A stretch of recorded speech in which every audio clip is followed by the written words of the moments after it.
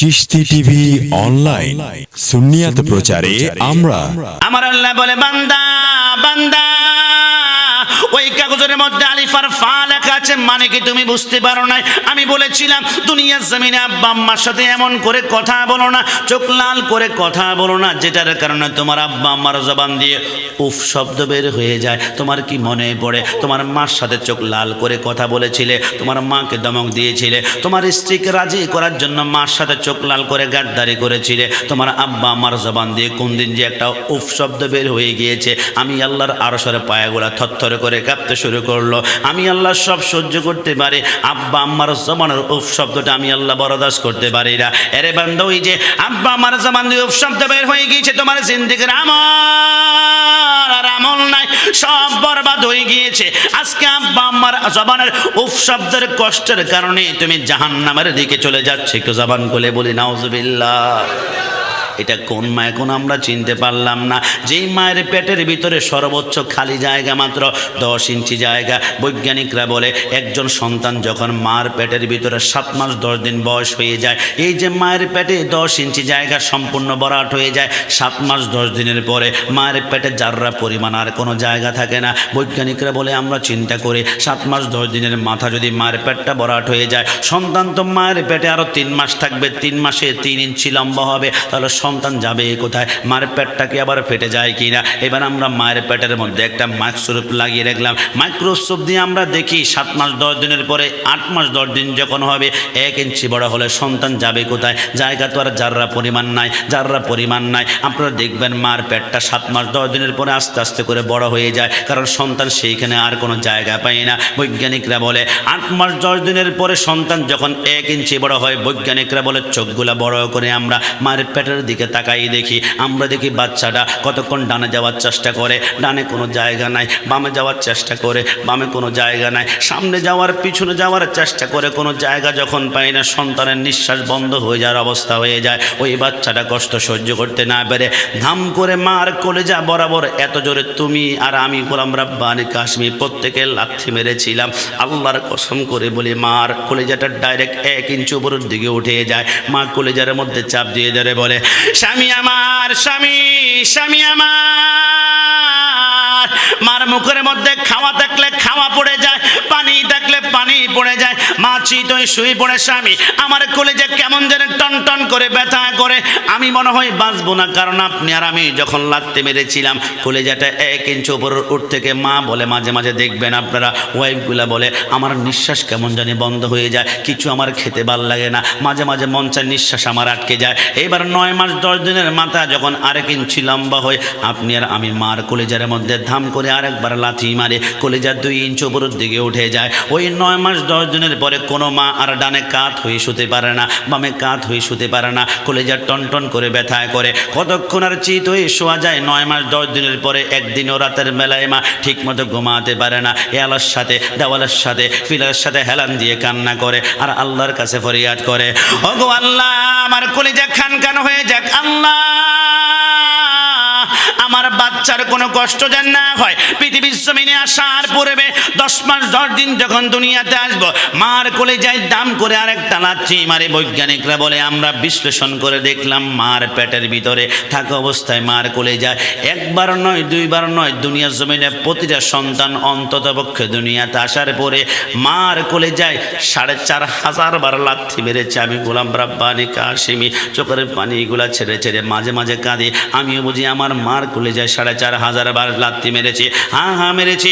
ওই মা দুনিয়ার জমিন থেকে আমার আল্লাহ বলে না, আমার খেদমত যদি করতে পারো, ওয়াকাদা রাব্বুকা আল্লা তা'বুদু ইল্লা ইয়্যাহু ওয়া বিল ওয়ালিদাইনি ইহসানা। একটু জবান খুলে বলি সুবহানাল্লাহ।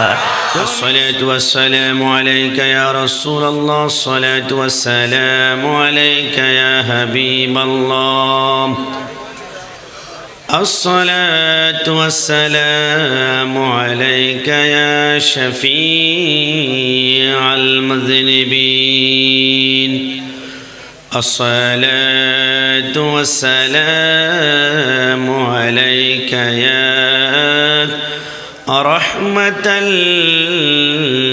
للعالمين. আল্লাহুম্মা সাল্লি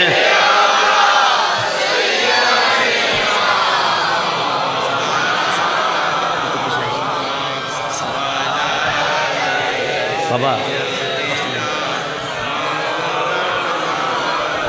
সবাই জবান খুলে মোহাম্মদে পড়ে আল্লাহুম্মা সাল্লি মারহাবা মাশাআল্লাহ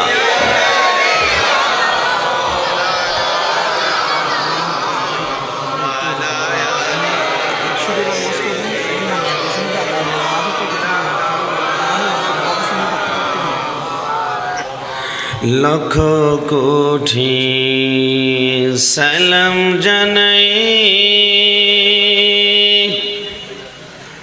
আমার জিন্দা নবীর কদমে দয়া করে মাপ করিয়েন নূরে নবীজির খাতিরে আল্লাহুম্মা সাল্লি মাওলানা মুহাম্মদ ওয়া আলা আলি সাইয়্যিদিনা লা ইলাহা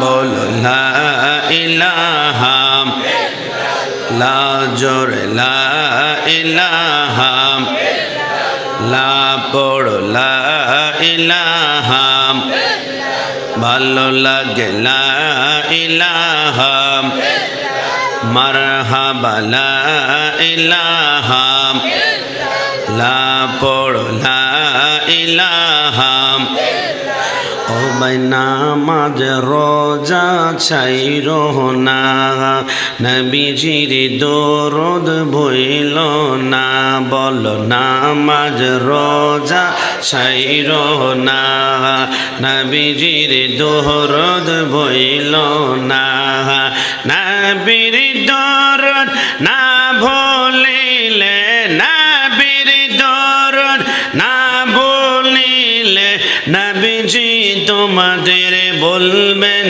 না লা ইলাহা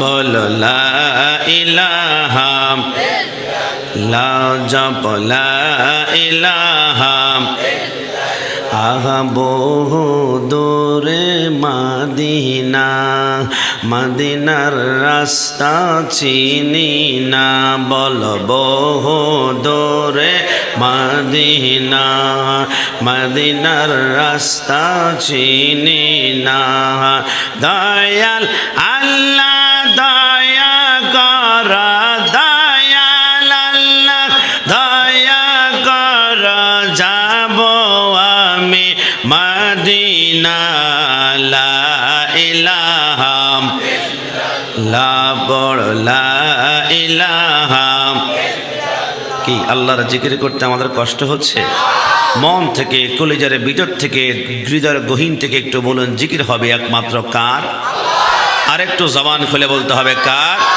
সবার শাহাদাত আঙ্গুলটা উঁচা করে বলতে হবে যে বলুন কার তিনি কোর আল্লাহ আল্লাহ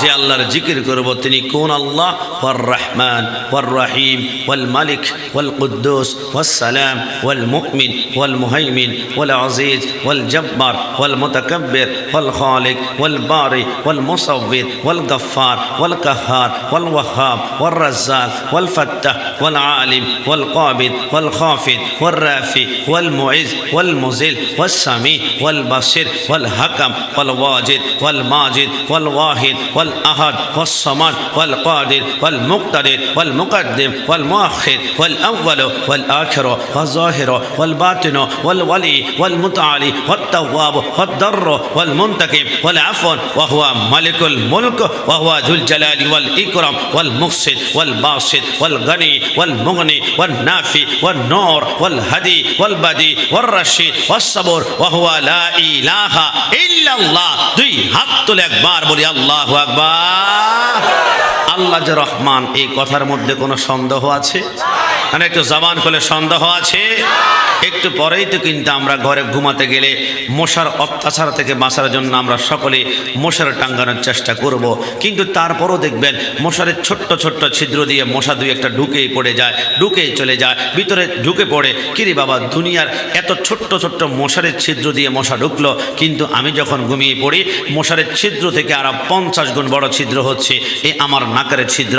আমি যখন ঘুমিয়ে পড়ি আমার নাকে তো কোনোদিন মশাও ঢুকলো না, মাছিও ঢুকলো না, পোকামাকড় ঢুকলো না। আল্লাহ কারণ কি? আমার আল্লাহ বলে, বান্দা আমি আল্লাহ কত রহমান দয়ালু, তুই এখন টেরই পাস নাই। হে বান্দা, তুই যখন ঘুমিয়ে পড়স আমিও তো কিছুক্ষণের জন্য মৃত্যুবরণ করস, কারণ তোর ভিতরে একটা রূহ আছে, এটার নাম রূহ সাইয়ারা। এই রূহটা যখন শরীর থেকে উড়ে তামাম দুনিয়া সফর করার জন্য বের হয়ে যায়, তখন কিন্তু আপনার আমি ঘুমিয়ে পড়ি। ওই মুহূর্তে আমার নাকের ভিতরে যদি কোনো মশা মাছি ঢুকে মারার কোনো শক্তি আমার নাই, কিন্তু কোনোদিন তো ঢুকলো না। কারণটা কি? আমার আল্লাহ বলে, তুই যখন ঘুমিয়ে পড়স আমি আল্লাহ আসমান থেকে 2 জন ফেরেশতা পাঠিয়ে বলি, ফেরেশতা যা, বান্দা ঘুমিয়ে পড়েছে, বান্দার রাতের ভিতরে যদি পোকামাকড় নাকের ভিতরে ঢুকে পড়ে, মশা মাছি ঘুমাতে না পারলে, সকালবেলা চাকরি বাকরি ইনকাম করতে না পারলে তার পরিবার না খেয়ে মারা যাবে, আমি আল্লাহ তো বরদাস্ত করতে পারবো না। ফেরেশতা তোদের কাজ আমার বান্দা ঘুম থেকে উঠে রাখ পর্যন্ত আমার বান্দার নাকের ছিদ্রের ভিতরে কোনো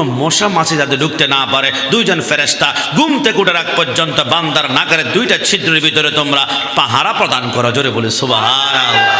ফাবি আইয়ি আলাই রাব্বি আহলে সুন্নাত ওয়াল জামাত পবিত্র ঈদ মিলাদুন নবী জিন্দাবাদ। ফাবি আইয়ি আলাই রাব্বিকুমা তুকাযযিবান, তুমি তোমার রব্বুল আলামিনের কোন কোন নিয়ামতকে অস্বীকার করবে? সারা জিন্দেগি চেষ্টা করলেও আল্লাহর নিয়ামতের শুকরিয়া আদায় করে শেষ করা যাবে? একটু জবান খুলে বলুন না, যাবে? তো যে আল্লাহ এত নিয়ামত দিয়েছে, ওই আল্লাহ জিকির করতে গিয়ে বড্ড কষ্ট হয়ে যাবে। শেষবারের মতন প্রেমের কানেকশন লাগিয়ে আরেকটা বার জিকির করি, লা ইলাহা বলো, লা ইলাহা লা জপ, লা ইলাহা লা জোরে, লা ইলাহা লা ইলাহা ইল্লাল্লাহু মুহাম্মাদুর রাসূলুল্লাহ সাল্লাল্লাহু আলাইহি ওয়াসাল্লাম। ইয়া মুহাম্মদ মুস্তাফা নবী সাল্লি আলা, ইয়া মুহাম্মদ মুস্তাফা নবী সাল্লি আলা, শাফায়াতের কান্ডারে, শাফায়াতের কান্ডারে মদিনা ওয়ালা, ইয়া মুহাম্মদ মুস্তাফা নবী সাল্লি আলা, ইয়া মুহাম্মদ মুস্তাফা নবী। কেউ বলে নবীজি নূরের পুতুল, কেউ বা বলে নবী গোলাপের ফুল, কেউ বলে নবীজি নূরের পুতুল, কেউ বা বলে নবী গোলাপের ফুল। নয় সে গোলাপে নয় সে পুতুল, নূর আল্লাহ, ইয়া মুহাম্মদ মুস্তাফা নবী সাল্লি আলা, ইয়া মুহাম্মদ মুস্তাফা সাল্লি আলা। গোলাপ নয় নবীজি গোলাপের বাবা, গোলাপ নয় নবীজি গোলাপের বাবা, নবীজি হইলেন কাবার কাবা, ডান হাত তুলে বলো ঠিক কিনা।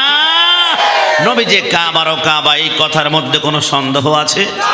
আমি গত বছর ব্রাহ্মণবাড়িয়া বাঞ্চারামপুর একটা প্রোগ্রামে গিয়েছিলাম। হঠাৎ করে মাহফিলের মধ্যখান থেকে একজন যুবক বলল, হুজুর আপনাদের সুন্নিদের একটা জিনিস আমার বেশি ভালো লাগে না। আমি বললাম কোনটা? বলে আপনারা যখন ইয়া নবী সালাম আলাইকে বলে আপনারা দাঁড়িয়ে যান, তখন একটা কাসিদা আপনারা পড়েন, আপনারা মাঝে মাঝে পড়েন আরশোকা কাবা মাদিনা, পরশোকা কাবা মাদিনা, এরপরে বলেন কাবা কা কাবা মাদিনা। কাবারও কি আবার কাবা আছে নাকি? আমি বললাম তাই, তুমি যদি না জানো আমাদের সুন্নিদেরকে জিজ্ঞেস করো। আমরা সুন্নিরা কথায় না পারলে অন্তত পক্ষ হক স্টেট বের করি না, 147 বের করি না, আগুন জ্বালাই না, মারামারি লাগে না। কারণ আমাদের যেই মাদ্রাসা সুন্নিয়তের প্রাণ কেন্দ্র, এটা হচ্ছে জামিয়া আহমদিয়া সুন্নিয়া আলিয়া। ওই জামিয়ার 6ষ্ঠ তলায় একবার উঠবা, তুমি দেখবা 292 হাত লম্বা একটা অস্ত্রের কারখানা আছে। এখানে 147 পাবা না, বোমা পাবে না, দুনিয়ার কোনো হক স্টেট পাবে না। ওইখানে 3.5 কোটি টাকার শুধু কিতাবেই আছে। ধরে বলো সুবহানাল্লাহ। তা আমি বললাম তোমাকে প্রমাণ করব। সেইখানে একখানা কিতাব আমি পড়েছি, নাম হচ্ছে মাকামে নবুওয়াত, লিখেছেন সাহেবজাদা আল্লামা ইফতেখারুল হোসেন কাদেরী। তিনি লিখেছেন আমার নবী যে কাবার ও কাবা কেমন ভাবে, তাহলে শুনো। আল্লাহর নবী যখন মক্কা থেকে মদিনায় হিজরত করলেন, মদিনা যাওয়ার 3 বছর পরে সাহাবায়ে কেরামের সংখ্যা হয়ে গেল 1400। আমার নবী বলে, কিরে সিদ্দিক আকবর, যে মক্কা থেকে টর্চার অত্যাচার জুলুম করে আমাদেরকে হিজরত করতে বাধ্য করেছে, আমরা তো এখন দলটা অনেক শক্তিশালী হয়েছি, তোমাদের কি মন চায় না ওই মক্কা জমিনে ইসলামের পতাকা পথ উড়াবে? সাহাবায়ে কেরাম বলেন, নবী আপনি হুকুম করে দেখুন না, কলিজা টুকরা টুকরা করে আপনার কদমে আমরা কোরবান করে দিব। আমার নবী বলে, তাহলে চলো। সমস্ত সাহাবায়ে কেরাম পিছনে, নবী আমার সামনে, নবী আমার সামনে, নবী আমার সামনে। নবী কাবার সামনে গিয়ে চিৎকার করে বলতে লাগলেন, লাব্বাইক আল্লাহুম্মা লাব্বাইক লা শারীকা লাকা লাব্বাইক ইন্নাল হামদা ওয়ান নি'মাতা লাকা ওয়াল মুলক লা শারীকা লাকা লাব্বাইক। 7টা চক্কর দেওয়ার পরে আমার নবী বলে, আইনা বেলাল, হে বেলাল তুমি কোথায়? হযরত বেলাল চোখে পড়ে লাব্বাইকা সাদাইকা রাসূলুল্লাহ। নবী কেন ডেকেছেন? আমার নবী বলে, বেলাল যোহরের নামাজের টাইম হয়েছে, মনে পড়ে না? বেলাল এখন তো আজান দিতে হবে। তবে বেলাল আজকে 1400 সাহাবায়ে কেরাম, তো মাইক নাই, মনিটর নাই, সাউন্ড সিস্টেম নেই। বেলাল তুমি আজকে নিচে আজান দিলে শোনা যাবে না, নিচে আজান দিলে শোনা যাবে না। বেলাল দুনিয়ার সবচেয়ে উঁচা জায়গার মধ্যে ওঠে তুমি আজান দিতে হবে, যাতে করে প্রত্যেক আজানটা শুনে। হযরত বেলাল বলে, ইয়া রাসূলুল্লাহ দুনিয়ার উঁচা জায়গা আবার কোনটা? আমার নবী চোখ বন্ধ করে বলে, ওয়াল্লাহ আল্লাহর কসম করে বলি, দুনিয়ার সবচেয়ে উঁচা জায়গার নাম হচ্ছে কাবা শরীফ। জোরে বলি সুবহানাল্লাহ। আমার নবী বলে, বেলাল যাও কাবার উপরে উঠো। হযরত বেলাল বলে, আমি কাবার উপরে উঠলাম। উঠার পরে নবী বলে, বেলাল এবার আজানটা শুরু করো। হযরত বেলাল বলে, আজান দেওয়ার জন্য আমার 2টা আঙ্গুল কানের ভিতরে ঢুকিয়ে আমি আল্লাহু আকবার বলার জন্য হা করলাম। বেলাল হা করে আছে, সেকেন্ড চলে যায়, মিনিট চলে যায়, ঘন্টা চলে যায়, সময় চলে যায়, সময় চলে যায়। বেলালের মুখ দিয়ে কোনো আওয়াজ বের হয় না, শুধু চোখের পানিগুলা গাল বেয়ে বেয়ে পড়ে, শুধু চোখের পানিগুলা গাল বেয়ে বেয়ে পড়ে, দাড়িগুলো পর্যন্ত ভিজে চুপচুপ হয়ে গেল। আমার নবী বলে, কিরে বেলাল আজান দিস না কেন? আজান দিতে বললাম, তোমার মুখে হা করে আছো, আল্লাহু আকবার বের হয় না, শুধু চোখের পানি কেন? হযরতে বেলাল বলে, ইয়া রাসূলুল্লাহ আমি কিভাবে আজান দেব বুঝতে পারছি না নবী। আমি যখন কাবার নিচে থাকি, কাবা যেই দিকে থাকে আমি ওই দিকে ফিরে আজান দিই। আমি যখন কাবার নিচে থাকি, কাবা যেই দিকে থাকে ওই দিকে ফিরে আজান দিই। কিন্তু ইয়া রাসূলুল্লাহ এখন তো আমি কাবা খুঁজে পাই না, কারণ কাবা তো আমার নিচে, আমি তো কাবার উপরে, এখন কাবা খুঁজে পাই না, আমি কোন দিকে ফিরে আজান দিব? আমি তো বুঝতে পারছি না। আমার নবী মুস্কি হেসে বলে, কিরে বেলাল রাহমাতুল লিল আলামিনকে এখনো চিনতে পারলি না? হাবিবে কিবরিয়াকে বুঝতে পারলি না? এই বেলাল সরকার মদিনার চেহারা মোবারকের দিকে তাকিয়ে তাকিয়ে আজান দে। বেলাল তুই যেখানে দাঁড়িয়ে আছিস এটার নাম কাবা, আর তোর সামনে যিনি দাঁড়িয়ে আছে ইনি হচ্ছেন কাবার ও কাবা। জোরে বলে সুবহানাল্লাহ। ইয়া রাসূলুল্লাহ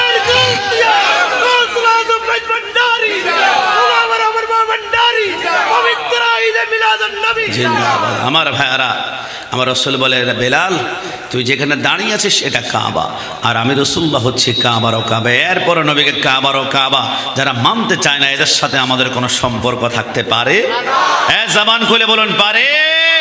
কারণ রাসূলুল্লাহর এই মোহাব্বত যদি সত্যিকার অর্থে অন্তরে থাকে, আমার সাথে এক আওয়াজে প্রত্যেকে বলতে হবে, গোলাপ নয় নবীজি গোলাপের বাবা, নবীজি হইলেন কাবার ও কাবা। সবাই গোলাপ নয় নবীজি গোলাপের বাবা, নবীজি হইলেন কাবার ও কাবা, নবীজির শোকতে কাবা হইয়াছে কালা ইয়া মোহাম্মদ মুস্তাফা নবী সাল্লে আলা সবাই ইয়া মোহাম্মদ মুস্তাফা নবী সাল্লে আলা শাফায়াতের কান্ডারে শাফায়াতের দারে মদিনা ওয়ালা ইয়া মোহাম্মদ মুস্তাফা নবী সাল্লে আলা ইয়া মোহাম্মদ মুস্তাফা নবী সাল্লে আলা গাউসে কমিটি বাংলাদেশ খান সাহেব হাফিজুর রহমান চৌধুরীর বৃহত্তর সমাজ শাখার উদ্যোগে পবিত্র ঈদ মিলাদুন্নবী সাল্লাল্লাহু আলাইহি সাল্লাম উদযাপন উপলক্ষে সুন্নি মহাসম্মেলনের সম্মানিত প্রেসিডেন্ট সভাপতি আপনাদের সকলের শ্রদ্ধেয় ব্যক্তিত্ব জনাব মোহাম্মদ রফিকুল ইসলাম সাহেব, সভাপতি গাউসে কমিটি বাংলাদেশ খান সাহেব হাফিজুর রহমান চৌধুরীর বৃহত্তর সমাজ শাখা এবং বিশেষ করে আজকের মাহফিলের আমার সামনে যারা বসা আছেন আল্লাহ প্রেমিক, নবী প্রেমিক, ওলি প্রেমিক ভাইরা, আমরা যারা এখানে এসেছি আমাদের প্রত্যেকের আকীদা হচ্ছে আহলে সুন্নাত ওয়াল জামাত। এক কথায় আমরা সকলে সুন্নি, এই কথার মধ্যে কোনো সন্দেহ আছে? চট্টগ্রাম আর একটা বড় কমি মাদ্রাসা আছে, এটা হাটহাজারি, অনেকে এটা কমই মনে করে আবার সেখানে আসে নাকি, সেই জন্য আমরা বুঝিয়ে দিলাম এটা কমই না, এটা সুন্নি মাদ্রাসা।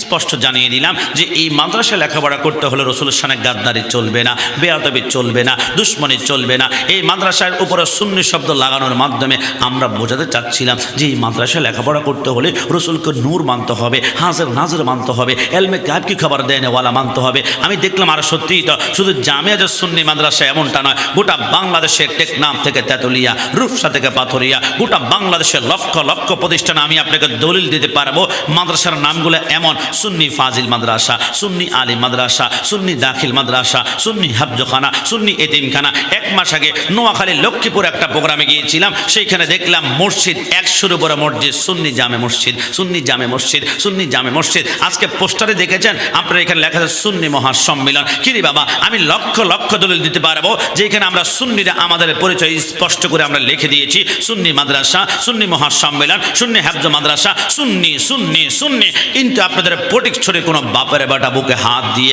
একটা প্রতিষ্ঠান কি জীবনে আমাকে দেখাতে পারবে? ওহাবি কামিল মাদ্রাসা, ওহাবি ফাজিল মাদ্রাসা, ওহাবি আলিম মাদ্রাসা, ওহাবি দাখিল মাদ্রাসা, ওহাবি হাফজখানা, ওহাবি এতিমখানা, ওহাবি জামে মসজিদ, ওহাবি মহাসম্মেলন গোটা পৃথিবী খুঁজলে আপনারা পাবেন না। কারণ তারা জানে ওহাবি শব্দ লাগে সাইনবোর্ড টাঙ্গালে, রাতের বেলা সাইনবোর্ড গুম হয়ে যাবে, আর দিনের বেলা ওদেরকে পিটাতে পিটাতে মানুষ এলাকা ছাড়া করবে। আর আমরা সুন্নিরা সুন্নি শব্দ লাগায় সাইনবোর্ড টাঙ্গালে আল্লাহর কসম ধাক্কা দিবে না, বুকের সাথে টান দিয়ে ধরবে। কারণ আমাদের সাথে মদিনাওয়ালার সম্পর্ক, আমাদের সাথে জাস্টা জুলুসের সম্পর্ক, আমাদের সাথে মিলাদুন নবীর সম্পর্ক, আমাদের সাথে সরকার মদিনার ইয়া নবী সাল্লাল্লাহু আলাইহি সম্পর্ক, আমাদের সাথে রাসূলুল্লাহর 41তম আওলাদ সাইয়্যিদ মুহাম্মদ তাহের সাহাবের সাথে সম্পর্ক। ওই সুন্নি পরিচয় দেওয়ার কারণে শহীদ নুরুল ইসলাম ফারুকের মতো ঘরের ভিতরে ঢুকে আমাকে জবাই করবি, শহীদ করবি, তো কার সুন্নিরা 1 লক্ষ বার শহীদ হতে রাজি আছে। ঈমান কখনো বিক্রি করতে পারবেই না। ডান হাত তুলে বলো ঠিক কিনা? আল্লাহু আকবার।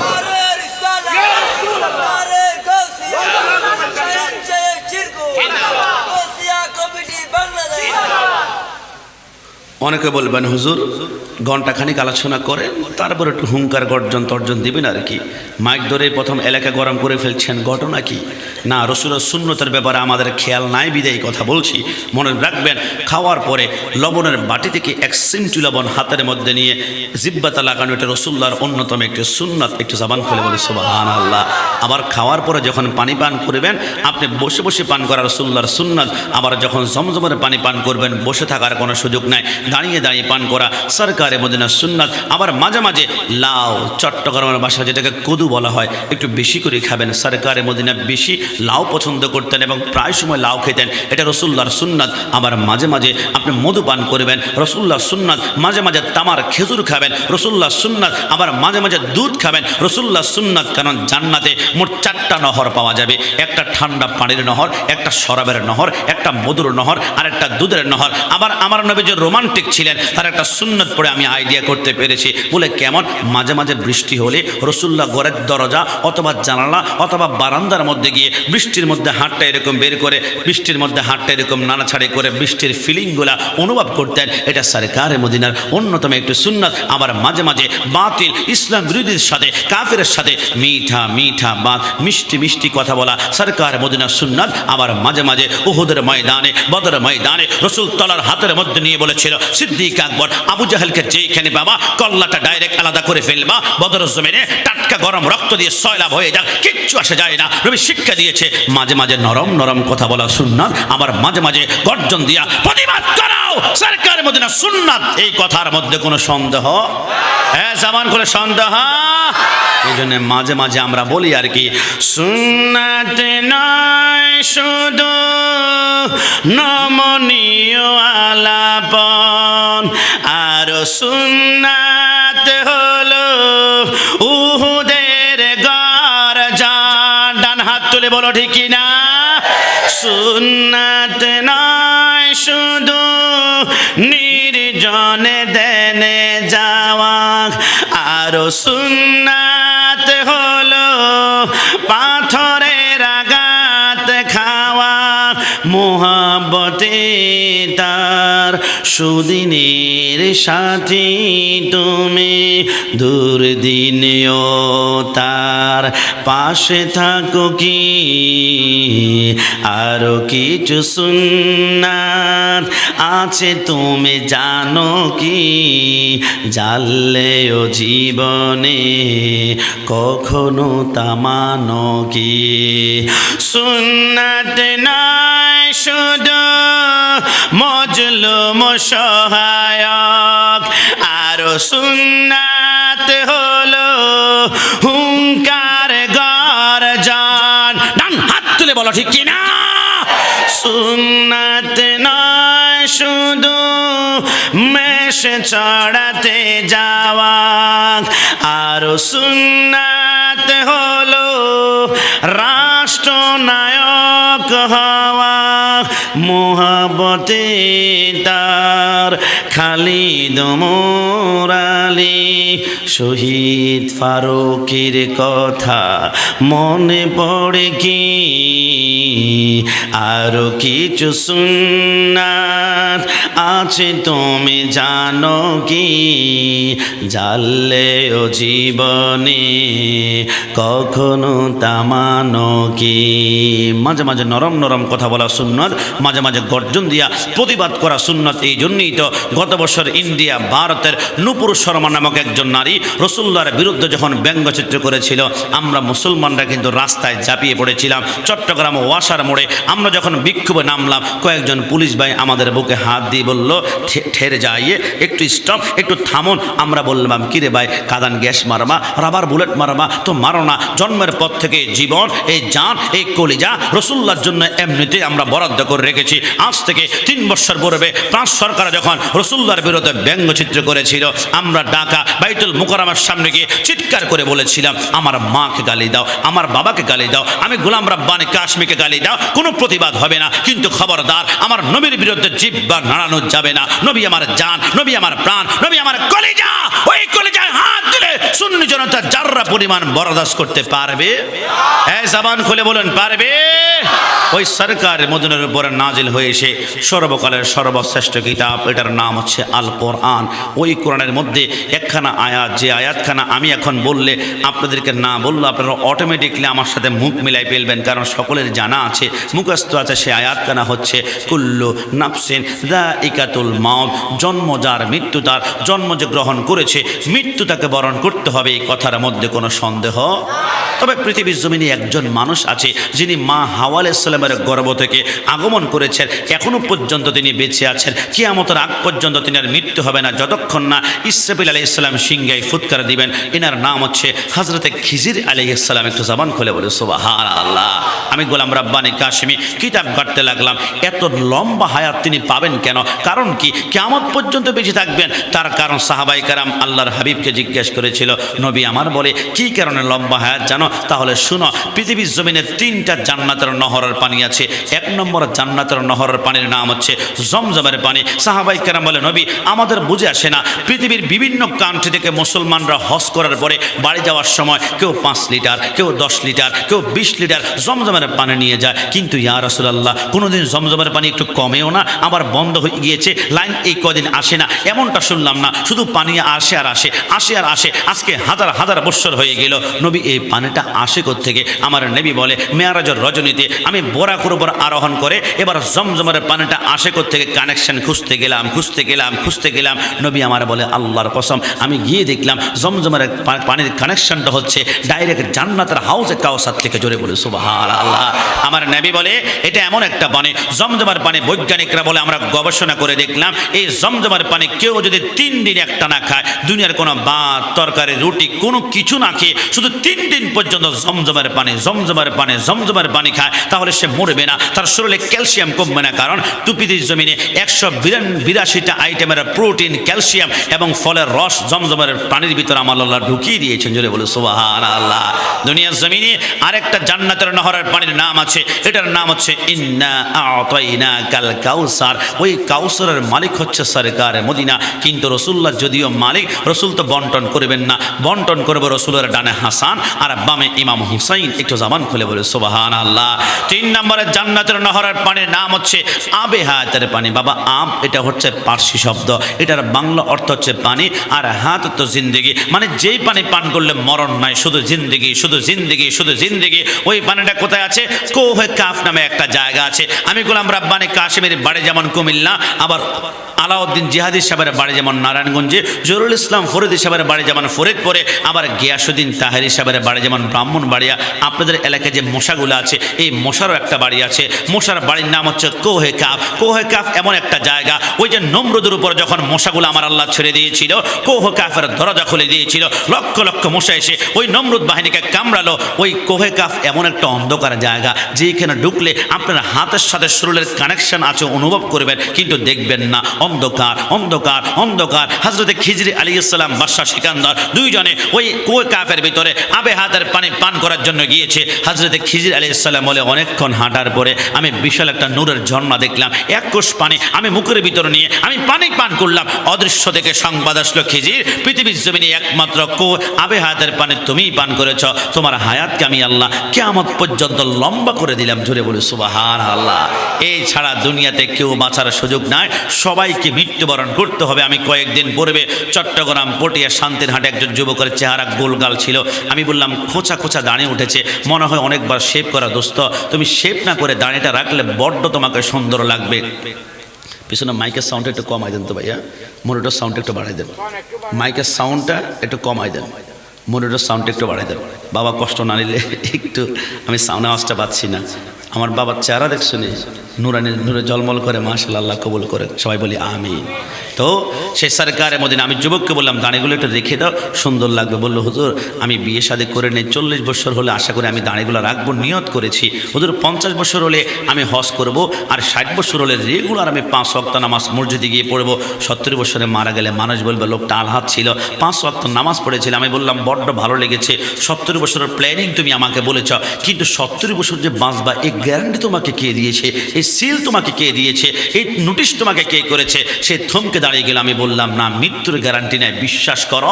ওই যে পৃথিবীর জমিনে অসংখ্য মানুষ রয়েছে, কিছুদিন পূর্বে আমরা কি দেখেছি, ওই যে চট্টগ্রাম আখতারুজ্জামান ফ্লাইওভারের মধ্যে একটা যুবক নতুন মোটর সাইকেল কিনেছে, RTR মোটর সাইকেল কিনে রাত 2টা বাজে ফ্লাইওভারটা যখন খালি পেয়েছিল, 120 গিয়ারের ভিতরে যখন মোটর সাইকেলটা উঠিয়েছিল, হঠাৎ করে ব্রেক ফেল হয়ে, ওই যে আপনারা ফ্লাইওভারের উপর লাইট দেখতে পান, এগুলো স্ট্যাম্প ল্যাম্প বলা হয়, স্ট্যাম্প ল্যাম্পের সাথে ব্রেক ফেল হয়ে দাম করে যখন মাথাটা বাড়ি খেয়েছিল, সেকেন্ডের ভিতরে মগজগুলা ছিন্ন ভিন্ন হয়ে গিয়েছিল।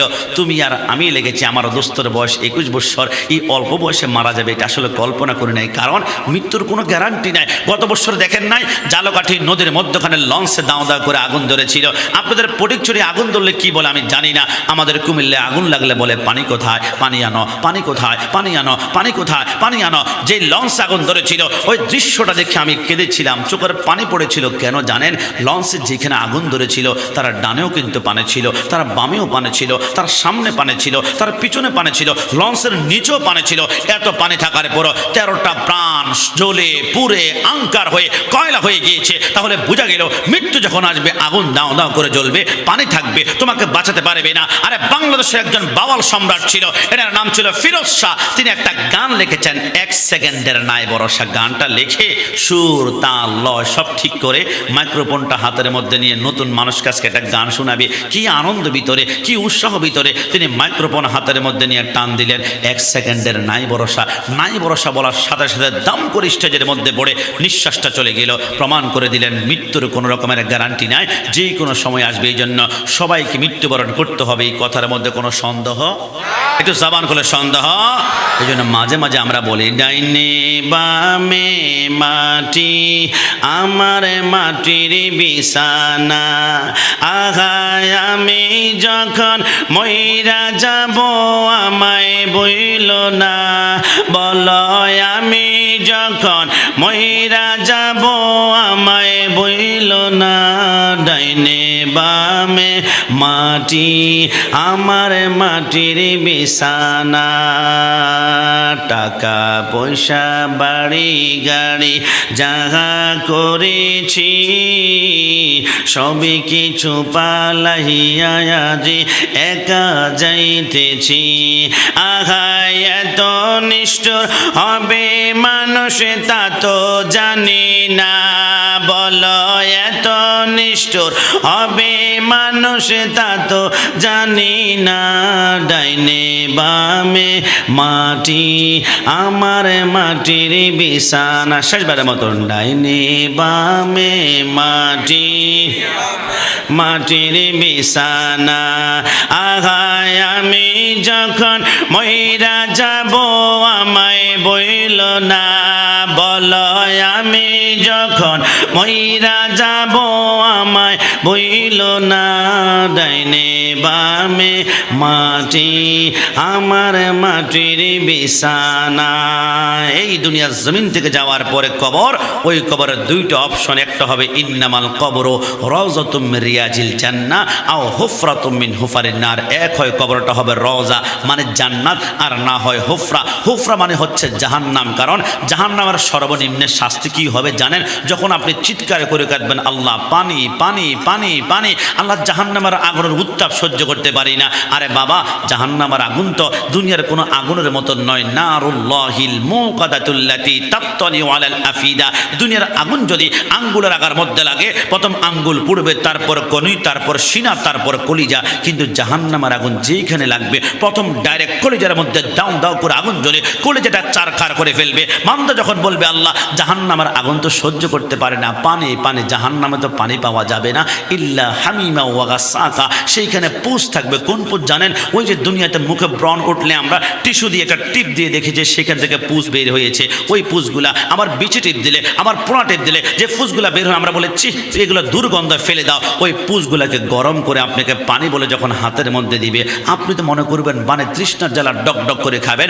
যতক্ষণ পর্যন্ত এই পানিগুলা যত শরীরের নিচে যাবে ততক্ষণ পর্যন্ত শরীরের মাংসগুলা জোরে জোরে জমিনে পড়ে গেলে তো একটা কথা ছিল, কিন্তু জমিনে পড়বে না, এটা পায়ের টাকনুর মধ্যে আটকে থাকবে। আপনি যখন হাওমা করে চিৎকার করে দৌড়াবেন, সমস্ত মাংসগুলো আপনার সাথে দৌড়াতে শুরু করবে, মাটির সাথে হেঁচড় খাবে। সরকার মদিনা বলে, এই জাহান্নামের কঠিন শাস্তি থেকে যদি বাঁচতে চাও, 4টা পয়েন্ট জীবনের লেবাস বানাও। ইল্লাল্লাযীনা আমানু ওয়া আমিলুস সলিহাতি ওয়া তাওয়াসাউ বিল হাক্কি ওয়া তাওয়াসাউ বিস সবর। একটু জবান খুলে বলে সুবহানাল্লাহ।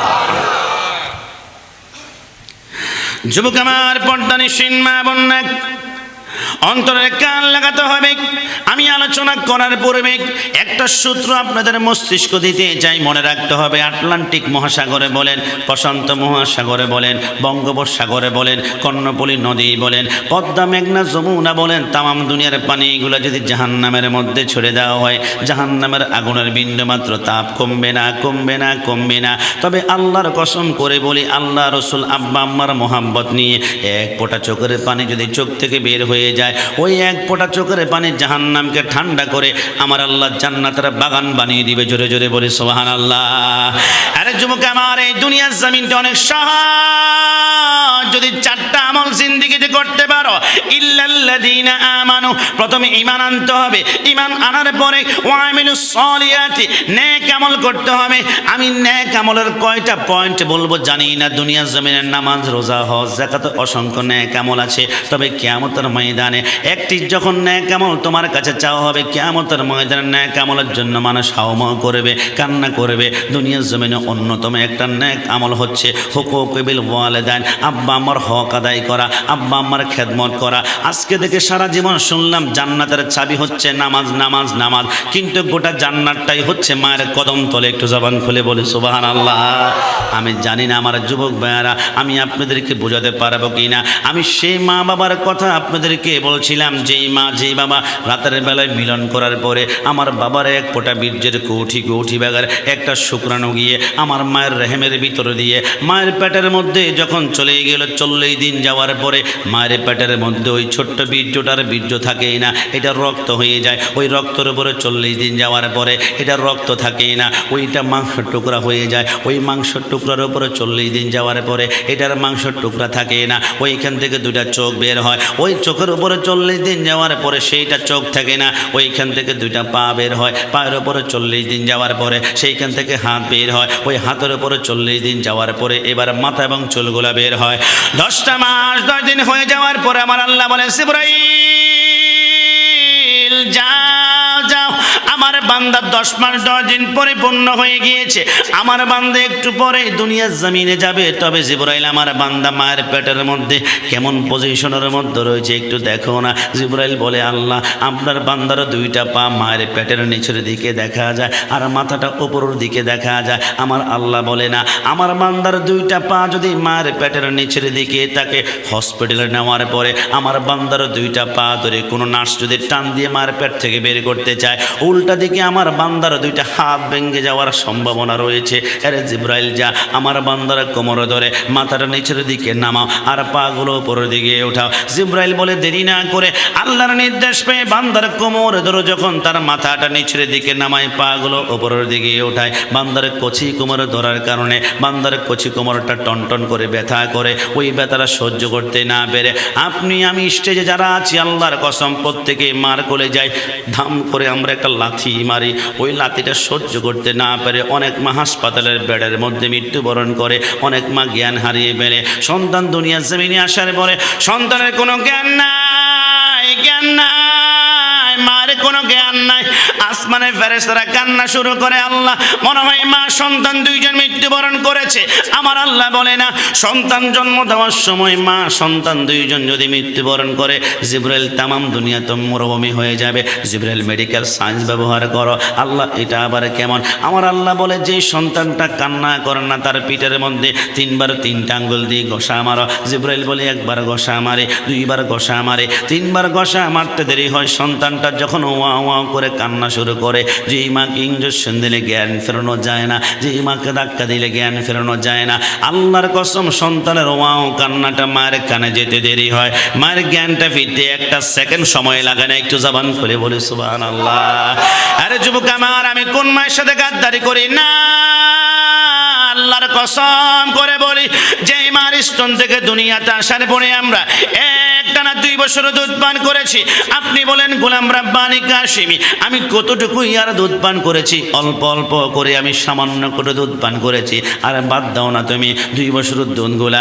আমেরিকান বৈজ্ঞানিকরা বলে মার 1 ফোঁটা দুধ নিয়ে আমরা গবেষণা করলাম। গবেষণা করার পরে দেখলাম মার 1 ফোঁটা দুধের ভিতরে আমার আল্লাহ দুনিয়ার 180 রকমের ফলের রস ঢুকিয়ে দিয়েছে। জোরে বলি সুবহানাল্লাহ। মার স্তন থেকে আমরা একটানা 2 বছর দুধ পান করেছি। তাফসীর কারকগণ বলে, ওই 2 বছরের দুধগুলা যদি একটা পাল্লায় রেখে তোমরা ওজন দিয়ে দেখো, তোমরা দেখবা মার স্তন থেকে 2 বছরে তোমরা 27 মণ দুধ পান করেছে। জবান খুলে বলে সুবহানাল্লাহ।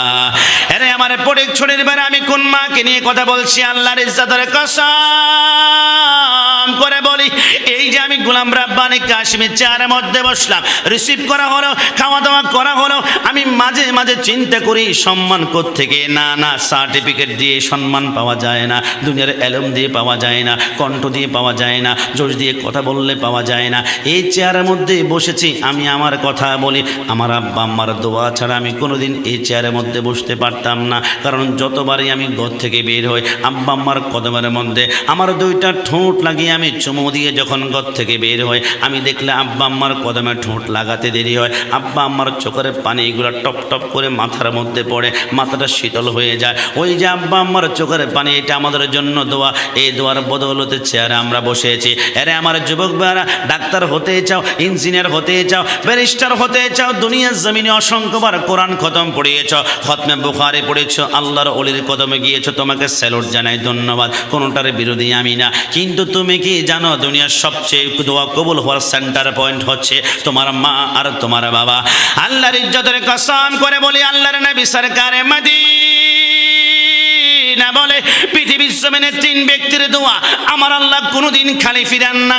1 নম্বর হচ্ছে দাওয়াতুল মজলুম, যেই ব্যক্তি মজলুম, যার উপর অত্যাচার করা হয়েছে, এমন মজলুম ব্যক্তি যখন আল্লাহর দরবারে হাত তুলে, আমার আল্লাহ বলে বিনা পর্দায় দোয়া এবং বদদোয়া দুইটাই কবুল করে ফেলে। 2 নম্বর হচ্ছে দাওয়াতুল মুসাফির, কোন মুসাফির ব্যক্তি আমি আল্লাহর দরবারে দোয়া বদদোয়া যেটাই করে আমি আল্লাহ কবুল করে ফেলি। আর 3 নম্বর হচ্ছে দাওয়াতু বিল ওয়ালিদান, আব্বা আম্মার দোয়া আর বদদোয়া। কিছুদিন আগে একজন যুবক বলল, হুজুর আমার মা আমার মা তো অনেক পুরুষের সাথে মিলন করেছে, জেনা করেছে, আমার মার দোয়া কি আল্লাহর দরবারে কবুল করবে কিনা? নবী আমারে বলে, আরে যুবক শোনা, তোমার মা যদি দুনিয়ার জমিনে অন্যায় করে থাকে, পাপ করে থাকে, জুলুম করে থাকে, ওই পাপ জুলুমের কারণে আল্লাহর দরবারে জবাবদিহিতা প্রদান করবে। কিন্তু সন্তানের জন্য যত পাপী হোক না কেন, মা যখন হাত তোলে, আমার আল্লাহ 1 সেকেন্ড পরিমাণ দেরি না করে মার হাতটার সাথে সাথে আল্লাহর কুদরতি কদমে কবুল করে ফেলে। একটু জবান খুলে বলে সুবহানাল্লাহ, চিৎকার মেরে বলে সুবহানাল্লাহ।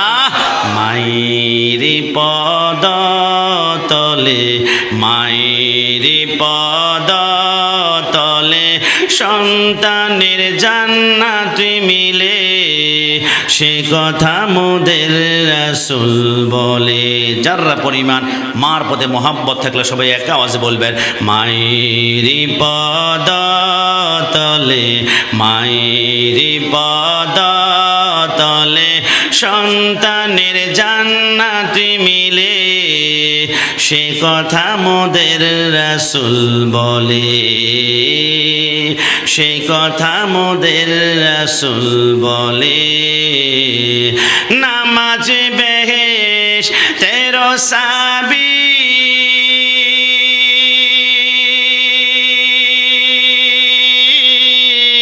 সে বেহেশতে মায়ের কদমে পাবি। নামাজ বেহেশতের চাবি, সে বেহেশতে মায়ের কদমে পাবি। চাবি পাইলে কাজ হবে না, চাবি পাইলে কাজ হবে না, মায়ের কদমে না পাইলে, সে কথা মোদের রাসূল বলে। বলো মায়েরি পদ তলে, মায়েরি পদ তলে সন্তানের জান্নাত মিলে, সে কথা মোদের রাসূল বলে। মা হালিমা দোদমা বলে,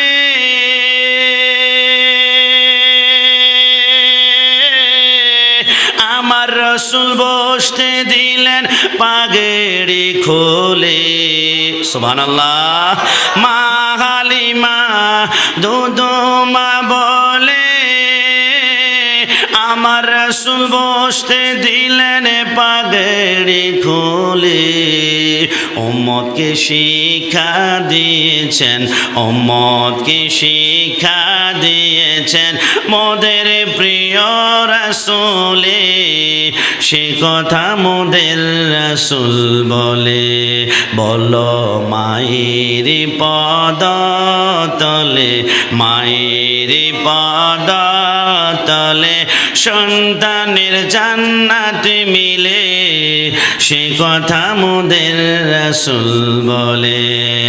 যুবক আমার, পর্দানিশীন মা বোনরা, আমি জানি না আপনাদেরকে বোঝাতে পারবো কিনা মার হকটা কেমন জিনিস। মার হক সম্পর্কে পড়তে গিয়ে আমি একখানা কিতাব পড়লাম, নাম হচ্ছে নুজাতুল মাজালিস, লিখেছেন আব্দুর রহমান সফুরি রাদিয়াল্লাহু তাআলা আনহু। তিনি লেখেন মার হক কেমন জিনিস জানো? ওই বাইতুল্লাহর পাশে আল্লাহর হাবিবের একজন সাহাবী ছিল, নাম ছিল আব্দুল্লাহ ইবনে ওমর। আব্দুল্লাহ ইবনে ওমর বলে, আমি কাবার পাশে একদিন বসে রইলাম, আমি হঠাৎ করে দেখলাম একজন যুবক তার মাকে কাঁধের মধ্যে করে নিয়ে কাবার চারপাশে তাওয়াফ করে লাব্বাইক আল্লাহুম্মা লাব্বাইক লা শারীকা লাকা লাব্বাইক ইন্নাল হামদা ওয়ান নি'মাতা লাকা ওয়াল মুলক লা শারীকা লাকা লাব্বাইক। আমি দেখলাম তার মাকে কাঁধের মধ্যে করে নিয়ে তাওয়াফ করে ওই যুবকটা কোনো মতেই তার মাকে কাঁধ থেকে নামায় না, কাঁধ থেকে নামায় না। যুবকের চোখগুলা লাল হয়ে যায়, রগগুলা খাড়া হয়ে যায়, তার মার কদমটা তারপর জমিনে লাগতে দেয় না। আমি দেখলাম যুবকটা তার মাকে কাঁধের মধ্যে করে নিয়ে কাবার চারপাশে 7টা চক্কর দিয়ে তার মাকে ঘরের মধ্যে রেখে এবারে যুবকটা সাহাবীর সামনে এসে বলে, সাহাবী, এই যে আমার মাকে এতক্ষণ পর্যন্ত কাঁধের মধ্যে করে নিয়ে আমি 7টা চক্কর দিলাম, কেমন খেদমত করলাম। সাহাবী বলে, বড্ড ভালো লেগেছে, এমন দৃশ্য আমার চোখে আর আমি কোনোদিন দেখি নাই। ওই যুবক বলে, সাহাবী না, আপনি কি মনে করেছেন আমার মাকে কাঁধের মধ্যে করে নিয়ে আমি একবার শুধু 7বার তাওয়াফ করেছি এমনটা কিন্তু নয়। একটু আগে আমার মাকে কাঁধের মধ্যে করে নিয়ে আমি ওই না আরাফার ময়দানে আমি দৌড়িয়েছি, আমার মাকে কাঁধের মধ্যে করে নিয়ে আমি মিনাই মুজদালিফায় দৌড়িয়েছি, একটা বারের জন্য আমার মার কদমটা জমিনে লাগতে দেই নাই। একটু আগে আমার মাকে আমি সাফা মারওয়ার মধ্যে 7বার দৌড়াদৌড়ি করেছি, আমার মার কদমটা একবার জমিনে লাগতে দেই নাই। এই কথা শোনার সাথে সাথে সাহাবী চোখের পানিগুলা ছেড়ে দিয়ে বলে, মানে কি তোমার মাকে কাঁধের মধ্যে করে নিয়ে গোটা হজটা তুমি কমপ্লিট করেছ? বলে, হ্যাঁ সত্যিই বলেছেন, আমার মাকে কাঁধের মধ্যে করে নিয়ে গোটা হজ আমি কমপ্লিট করেছি। এই কথা শোনার সাথে সাথে সাহাবী গলা কাটা মুরগির মতো মাঠের মধ্যে গড়াগড়ি দিয়ে বলে, এত সুন্দর মায়ের খেদমত করেছ, তোমার তকদির খুলে গিয়েছে। এবারে যুবক বলে, সাহাবী আপনি কি মনে করেছেন আমার মাকে কাঁধের মধ্যে করে নিয়ে শুধু একবার আমি হজ করেছি? আল্লাহর কসম না, আজকের দিন পর্যন্ত 40 বছরে আমার মাকে কাঁধের মধ্যে করে নিয়ে আমি 40টা হজ করেছি, একটা বারের জন্য আমার মার কদমটা জমিনে আমি লাগতে দেই নাই। সাহাবী হাওমা করে কান্নার আওয়াজ আর কান্নার আওয়াজ করে বলে, আরে যুবক আমাকে কি শোনালা? 40 বছরে 40টা হজ করেছ, মার কদম একটা বার তুমি জমিনে লাগতে বলে, হ্যাঁ আল্লাহর কসম লাগতে দেই না। এই কথা যখন বলল সাহাবী দোয়া করতে লাগলো ওই যুবকের জন্য।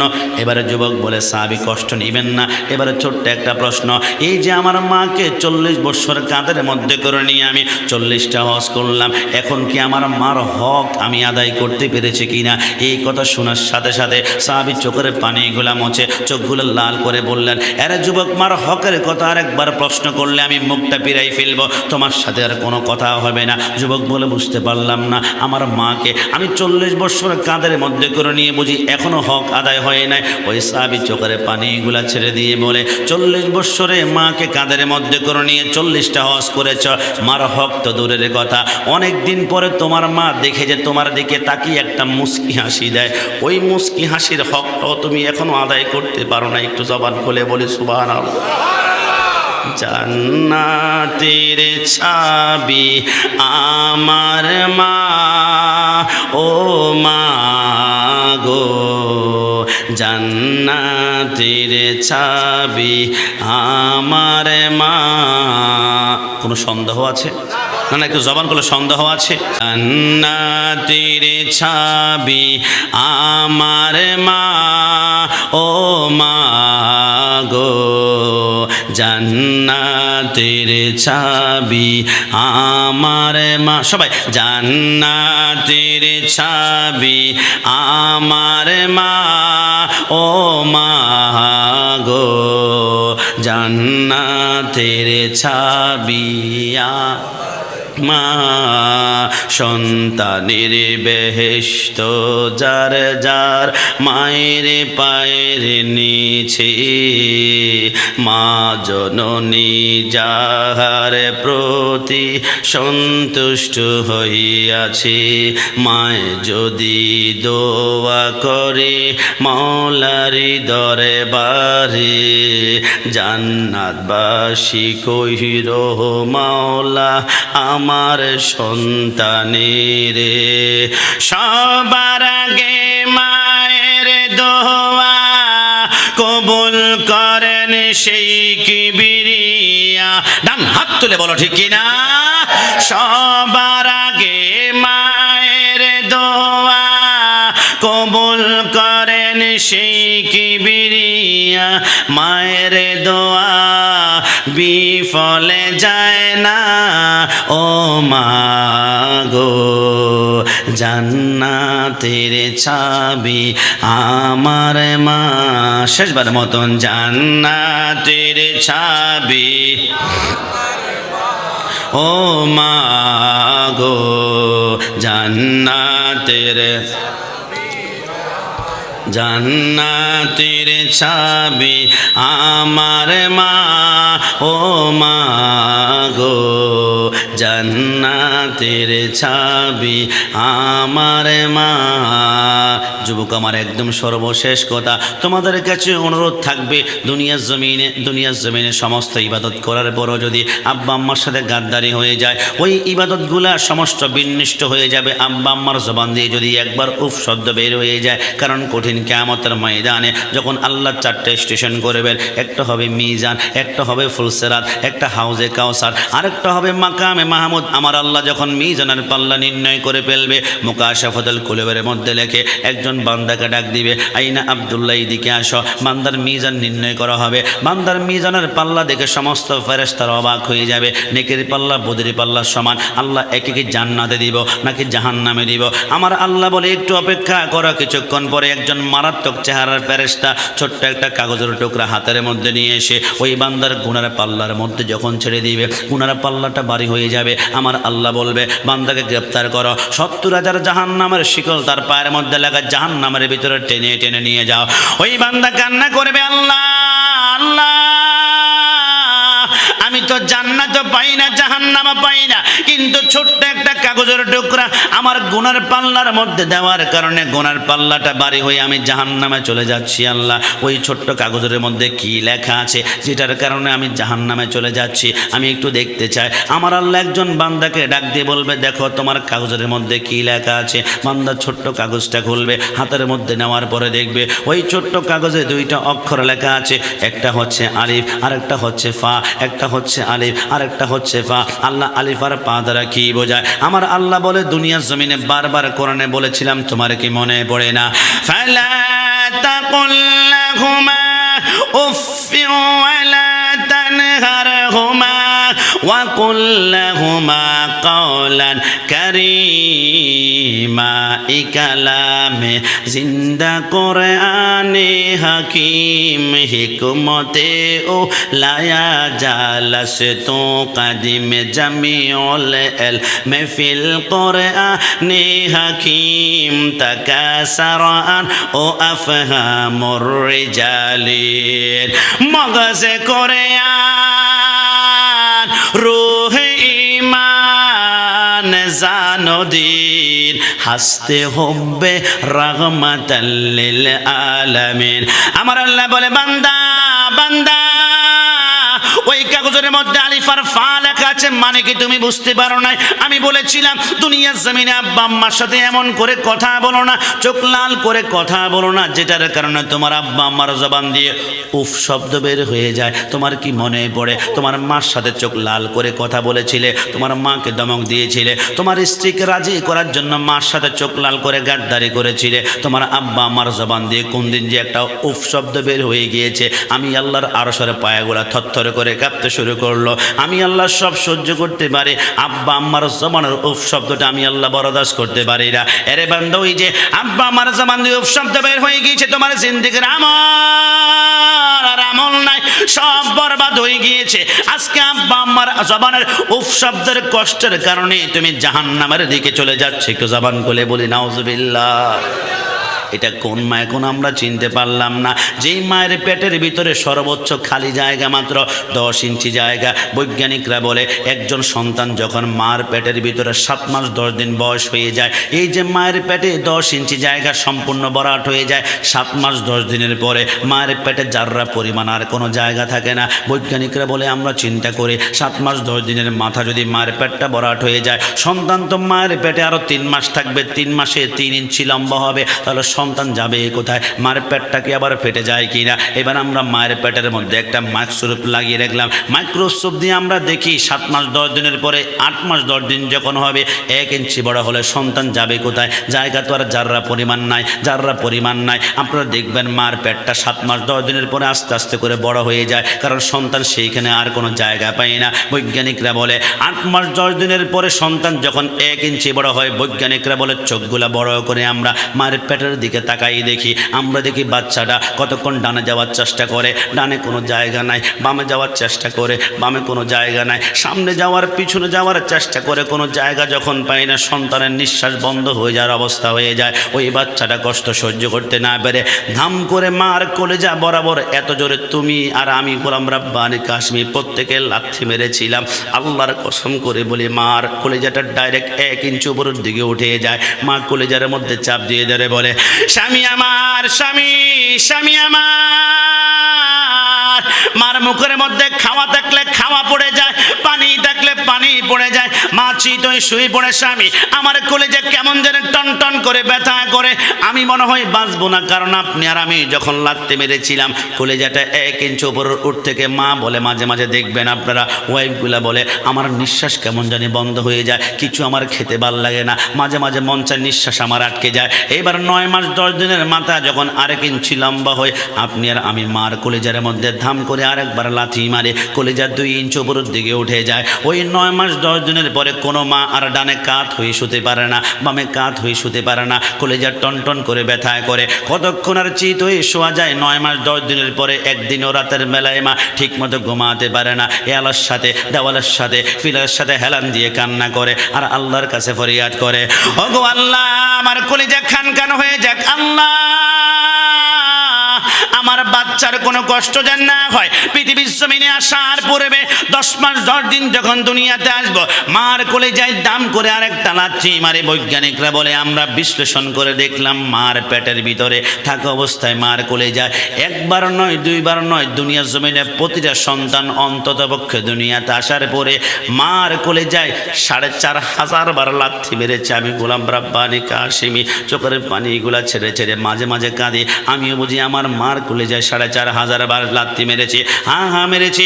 ওই মা দুনিয়ার জমিন থেকে আমার আল্লাহ বলে না, আমার খেদমত যদি করতে পারো, ওয়াকাদা রাব্বুকা আল্লা তা'বুদু ইল্লা ইয়্যাহু ওয়া বিল ওয়ালিদাইনি ইহসানা। একটু জবান খুলে বলি সুবহানাল্লাহ। তুমি নবীর উম্মত দাবি করো, সুন্নাহ মানো না, নবীর অপমানে তোমার হৃদয়ে কাঁদে না। ডান হাত তুলে বলো ঠিক না? তুমি নবীর উম্মত দাবি করো, সুন্নাহ মানো না, নবীর অপমানে তোমার হৃদয়ে কাঁদে না। তুমি বিজাতীয় সংস্কৃতিতে সপেছ পরাণ, তুমি কেমন মুসলমান, তুমি কেমন মুসলমান, বলুন না, তুমি কেমন মুসলমান, তুমি কেমন মুসলমান।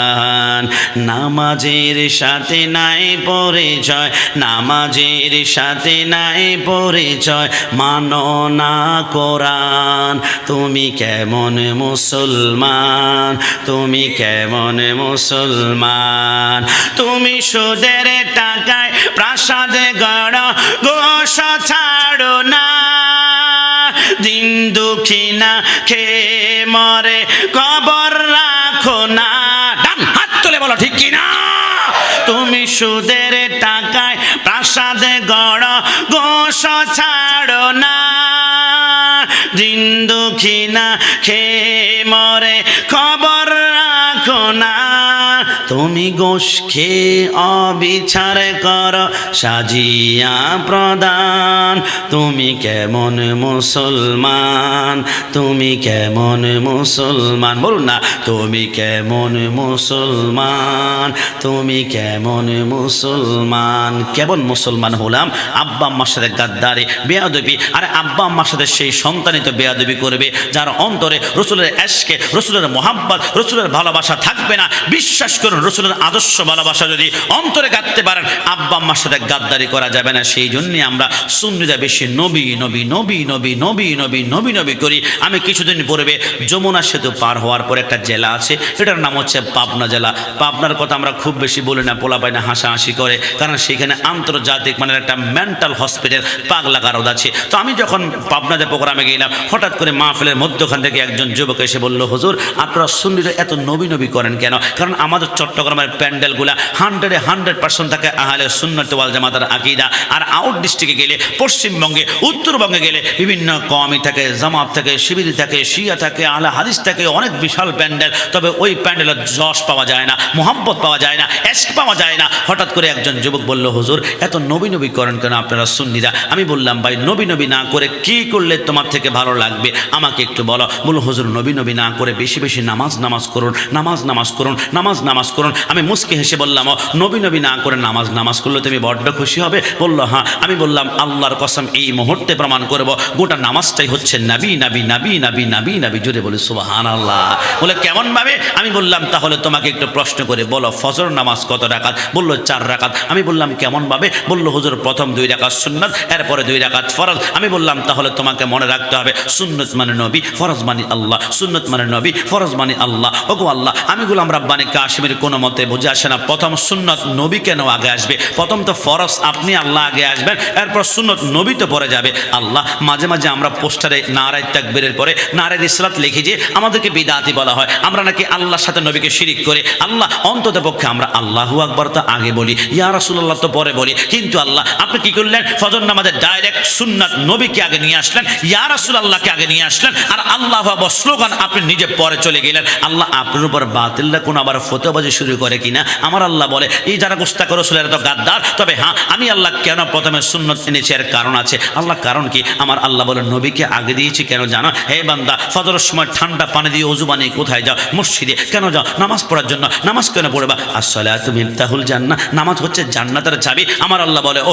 নামাজটাকে জান্নাতের চাবি বানাতে চাও হ্যাঁ আল্লাহ আমার আল্লাহ বলে নামাজটাকে যদি জান্নাতের চাবি বানাতে চাও তাহলে মনে রাখবা ফজর নামাজের আগে হচ্ছে সুন্নাত মানে নবী আগে নবীর সাথে মহাব্বতের কানেকশন লাগা নবীকে রাজি করো রসুলকে খুশি করো রসুলকে যদি রাজি করতে পারো তাহলে পরে 4 রাকাত 2 রাকাত ফরজ নামাজ শেষ করে সালাম ফিরানোর সাথে সাথে ওই নামাজটা জান্নাতে যাওয়ার চাবি হয়ে যাবে জোরে বলি সুবহান কে রে বাবা জোহর নামাজ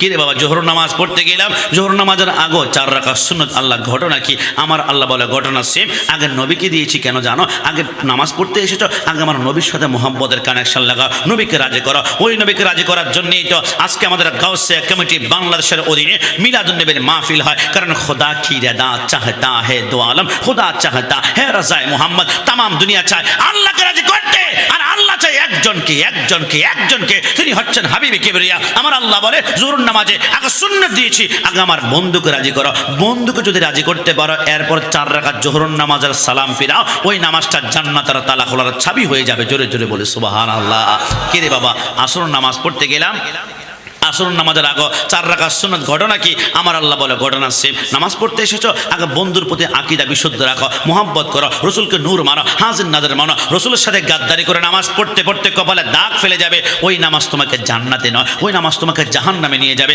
আল্লাহ ঈশার নামাজ পড়তে গেলাম ঈশার নামাজের আগে 4 রাকাত সুন্নাত আমার আল্লাহ বলে ঘটনা সেম আগে নামাজ পড়তে এসেছো নবীকে মোহাব্বত করো রসুলকে চিনো রসুলের মিলাদুন নবী করো রসুলকে যদি মোহাব্বত করতে পারো এরপরে 4 রাকাত ফরজ নামাজ পড়ে সালাম ফিরা, ওই নামাজটা জান্নাতের তালা খোলার চাবি হয়ে যাবে।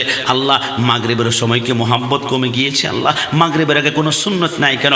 ডাইরেক্ট 3 রাকাত ফরজ দিয়ে স্টার্ট করলেন। আমার আল্লাহ বলে 5 ওয়াক্ত নামাজে যদি বন্ধুকে আগে জায়গা দেয়, আশিক রাসূলুল্লাহ বলবে বন্ধুকে পেয়েছি তো আলহামদুলিল্লাহ, কিন্তু আমি আল্লাহ এক জায়গায় নিজেকে আগে রেখে আমি আল্লাহ প্রমাণ করে দিলাম আমি আল্লাহ খালেক, আমার বন্ধু মাখলুক। কেউ যদি খালেকের সৃষ্টিকর্তাকে রাজি করতে চাও তাহলে আমার বন্ধুর গোলামি করো, আমার বন্ধুকে রাজি করো, আমার বন্ধুর মিলাদুন নবী করো, আমার বন্ধুকে ইয়া নবী সাল্লাল্লাহু আলাইহি দাও। আমার বন্ধু যদি রাজি হয়ে যায় আমি আল্লাহ তোমার উপর রাজি হয়ে যাব, আর আমি যখন তোমার উপর রাজি হয়ে যাব মাল্লাহুল মাওলা ফালাহুল কুল, তাম সৃষ্টি জগৎ তোমার কদমে এসে চুমা খাবেই খাবে।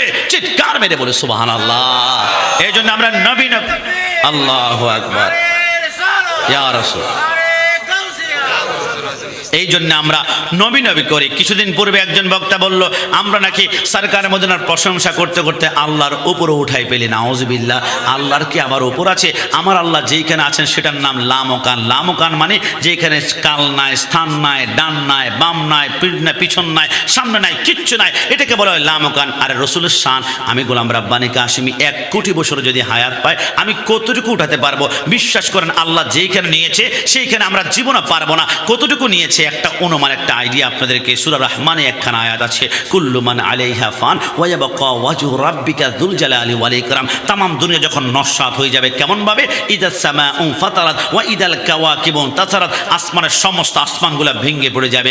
আসমানের তারকাগুলো আছে না, অ্যাটম বোমার মতো জমিনের ভিতরে দাপদাপ করে পড়বে। ওয়া ইদাল কুবুর বুসরাত, সমস্ত পাহাড়গুলা তুলার মতো উঠতে শুরু করবে। ওয়া ইদাল কুবুর বুসরাত, মানুষগুলা পতঙ্গের মতো দৌড়াদৌড়ি করবে। ওই কিয়ামতের ময়দানে আমার আল্লাহ বলে এবারে ইসরাফিল আলাইহিস সালাম যখন দ্বিতীয় সিংহায় ফুৎকার দেওয়া হবে, তাম দুনিয়া সব কিছু মরে যাবে, আসমান গাছপালা সব কিছু মিশে যাবে। দুনিয়ার এক প্রান্ত থেকে অন্য প্রান্তে একটা সরিষার দানা পর্যন্ত দেখা যাবে। কিয়ামতের ময়দানে নাই নাই নাই নাই নাই নাই নাই নাই কিচ্ছু নাই। আমার আল্লাহ বলে আজরাইল, এখন কেউ কি আর আছে? আজরাইল বলে আল্লাহ আপনি আছেন আর আমি আজরাইল আছি। আমার আল্লাহ বলে আজরাইল তুমিও থাকতে পারবে না। মতিয়া আজরাইল, আজরাইল এবার তুমি নিজের রূহটা কবজ করো। সারা জীবন তো মা থেকে সন্তান নিয়েছো, সন্তান থেকে মা নিয়েছো, স্বামী থেকে স্ত্রী নিয়েছো। আজরাইল আজকে নিজের রূহটা কবজ করো। আজরাইল বলে আমি যখন নিজের রূহ কবজ করবো, আজরাইল হাউমাউ করে কান্না করে, কিরে আজরাইল কি হয়েছে? আজরাইল বলে মৌতের কষ্ট এত আমি যদি জানতাম জীবনে মৌতের দায়িত্ব কবজ করার দায়িত্বটা আমি নিতাম না। কেমন কষ্ট? আজরাইল বলে একটা জ্যান্ত ছাগলকে 2টা পা উপরের দিকে বেঁধে যদি জ্যান্ত অবস্থায় চামড়া টেনে টেনে ছিঁড়ে ফেলা হয় যেমন ভাবে কষ্ট হবে, 70 গুণ বেশি কষ্ট হবে সাকরাতে মওত। আজরাইল যখন মৃত্যুবরণ করবে আমার আল্লাহ বলে আর কেউ নাই। আল্লাহ মানে কি? দ্বিতীয় সিংহায় ফুৎকার দিলে কেউ থাকবে না। আমার আল্লাহ বলে কেউ নাই, আজরাইল ইসরাফিল সব নাই, নাই নাই কিচ্ছু নাই, আল্লাহ শুধু আপনি। আমার আল্লাহ বলে হ্যাঁ। আল্লাহ তাহলে একটু জানতে মন চায়, আজ ইসরাফিল আলাইহিস সালাম দ্বিতীয় সিংহায় ফুৎকার দিলে 300 দুনিয়ার সবাই যদি মৃত্যুবরণ করে তাহলে আল্লাহ দ্বিতীয় ফুৎকারের পরে কি আপনার জিকির বন্ধ? কেউ তো নাই, গাছ নাই, তরুণ নাই, লতা নাই। আমার আল্লাহ বলে এক্স্যাক্টলি এটাই তোমরা ধরেছ। দ্বিতীয় সিংহায় ফুৎকার যখন দিবে সৃষ্টি জগতে কেউ নাই, আমি আল্লাহ জিকির তখন বন্ধ, তখন বন্ধ, তখন বন্ধ, কিচ্ছু নাই। আসমান জমিন সব খালি হয়ে গিয়েছে। আল্লাহ তো আপনার জিকির যে বন্ধ, ওগো আল্লাহ কষ্ট নিবেন না। পরওয়ারদিগার একটু আপনার বন্ধুর ব্যাপারে যে আপনি বললেন ওয়ারাফা'না লাকা যিকরাক, রাসূলের সামনে কি কখনো বন্ধ হতে দিবেন না? ওগো আল্লাহ তো আপনার জিকির যে বন্ধ, তাহলে তো আপনার বন্ধু জিকিরটা মনে বন্ধ। আমার আল্লাহ বলে খবরদার, আমার ব্যাপারে প্রশ্ন করেছ, চার পেয়েছ, আমার জিকির বন্ধ কিন্তু আমার বন্ধু জিকির বন্ধ হবে না, বন্ধ হবে না, বন্ধ হবে না, বন্ধ হবে না। আল্লাহ বুঝলাম না, আপনি জিকির করার জন্য তো কেউ নাই, কিন্তু আপনার বন্ধু জিকির কে করবে? কে করবে? আমার আল্লাহ বলে আমি কি বলেছিলাম মনে নাই তোদের? সাল্লু আলাইহি ওয়া সাল্লিমু তাসলিমা। তাম দুনিয়া আমার জিকির করার জন্য কেউ নাই, কিন্তু বন্ধুর উপরে দরুদ শরীফ পড়ার জন্য আমি স্বয়ং আল্লাহ আছি। জুড়ে বলে সুবহান। যেখানে আল্লাহ রাব্বুল আলামিন নিজের জিকির বন্ধ করে সরকারে মদিনার শান আজমত, সরকারে মদিনার দুরূদ শরীফের শান বন্ধ করতে দিবেন না। সেইখানে দুনিয়ার সমস্ত শক্তি যদি কাজে লাগান, ওহাবি বাতিল খারেজি সরকারে মদিনার শান কমাতে চায়, যাররা পরিমাণ কমাতে পারবে? হ্যাঁ, জবান খুলে বলেন পারবে।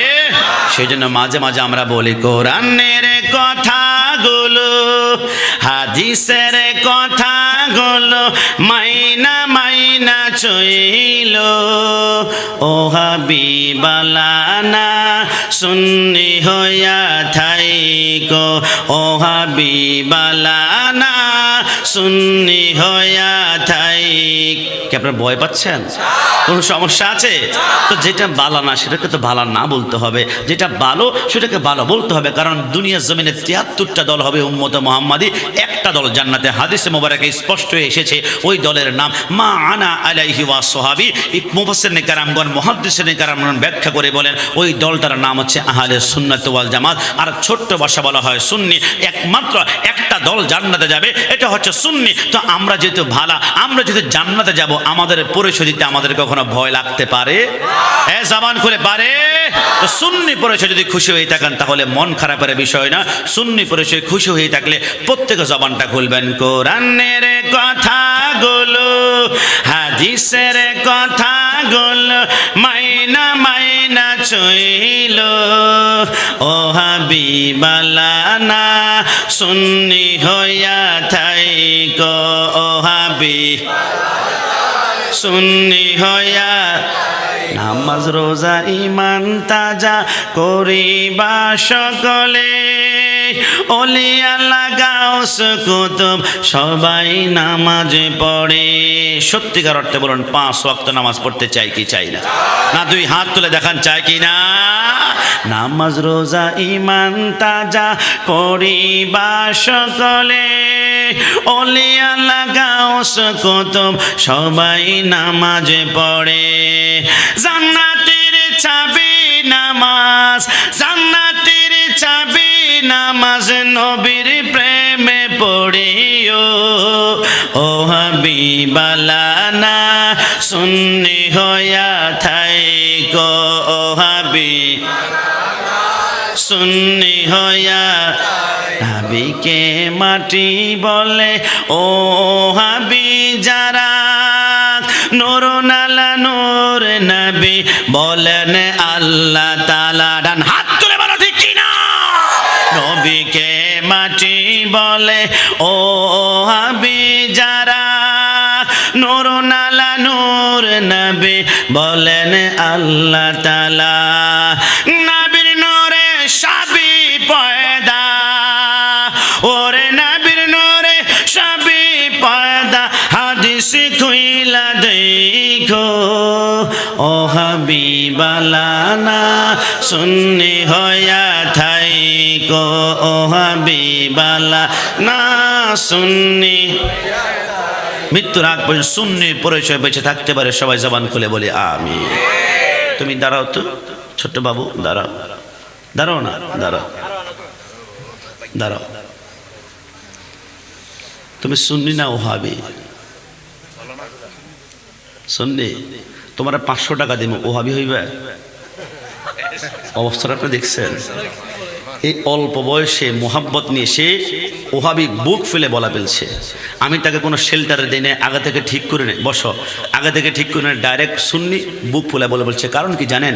হক পরিস্থিতিতে কখনো মানুষের কষ্ট হয় না, বিপদ হয় না, টেনশন করতে হয় না। হক পরিচয় দেওয়ার সময় বুক ফুলিয়ে বলে ফেলে এবং মুখ দিয়ে অটোমেটিকলি বের হয়। এই জন্য এই যে আমার ডানে আমার সাউন্ড বক্স লাগানো আছে, মাইক লাগানো আছে, প্রোটেকশনের গোটা চট্টগ্রামে আপনারা আশেপাশে মাইক লাগান। আমি 1 লক্ষ বার বলবো আমি সুন্নি, আমি সুন্নি, আমি সুন্নি। কিন্তু কোনো ওহাবকে মাইকের সামনে এসে বলো ভাই 1 লক্ষ টাকা দেবে, একটা বার তুমি শুধু বলো ওহাবি, সে বলবো আমি বলবো না। কারণ সে জানে ওহাবি শব্দ মাইক দিয়ে উচ্চারণ করার সাথে সাথে জুতার বৃষ্টি শুরু হয়ে যাবে তার উপরে। কারণ ওহাবি মানে গাদ্দার, এরা হচ্ছে দুশ্মনের রসুল, এরা মিলাদুন্নবী মানে না, মিলাদকে মানে না। আর আমরা সুন্নিরা যেহেতু 100% জান্নাতি, এই জন্য আমাদের পরিস্থিতিতে আমাদের বুক কখনো কাঁপতেই পারে না। ডান হাত তুলে বলো ঠিক কি না? কি বলবে কে? আল্লাহ।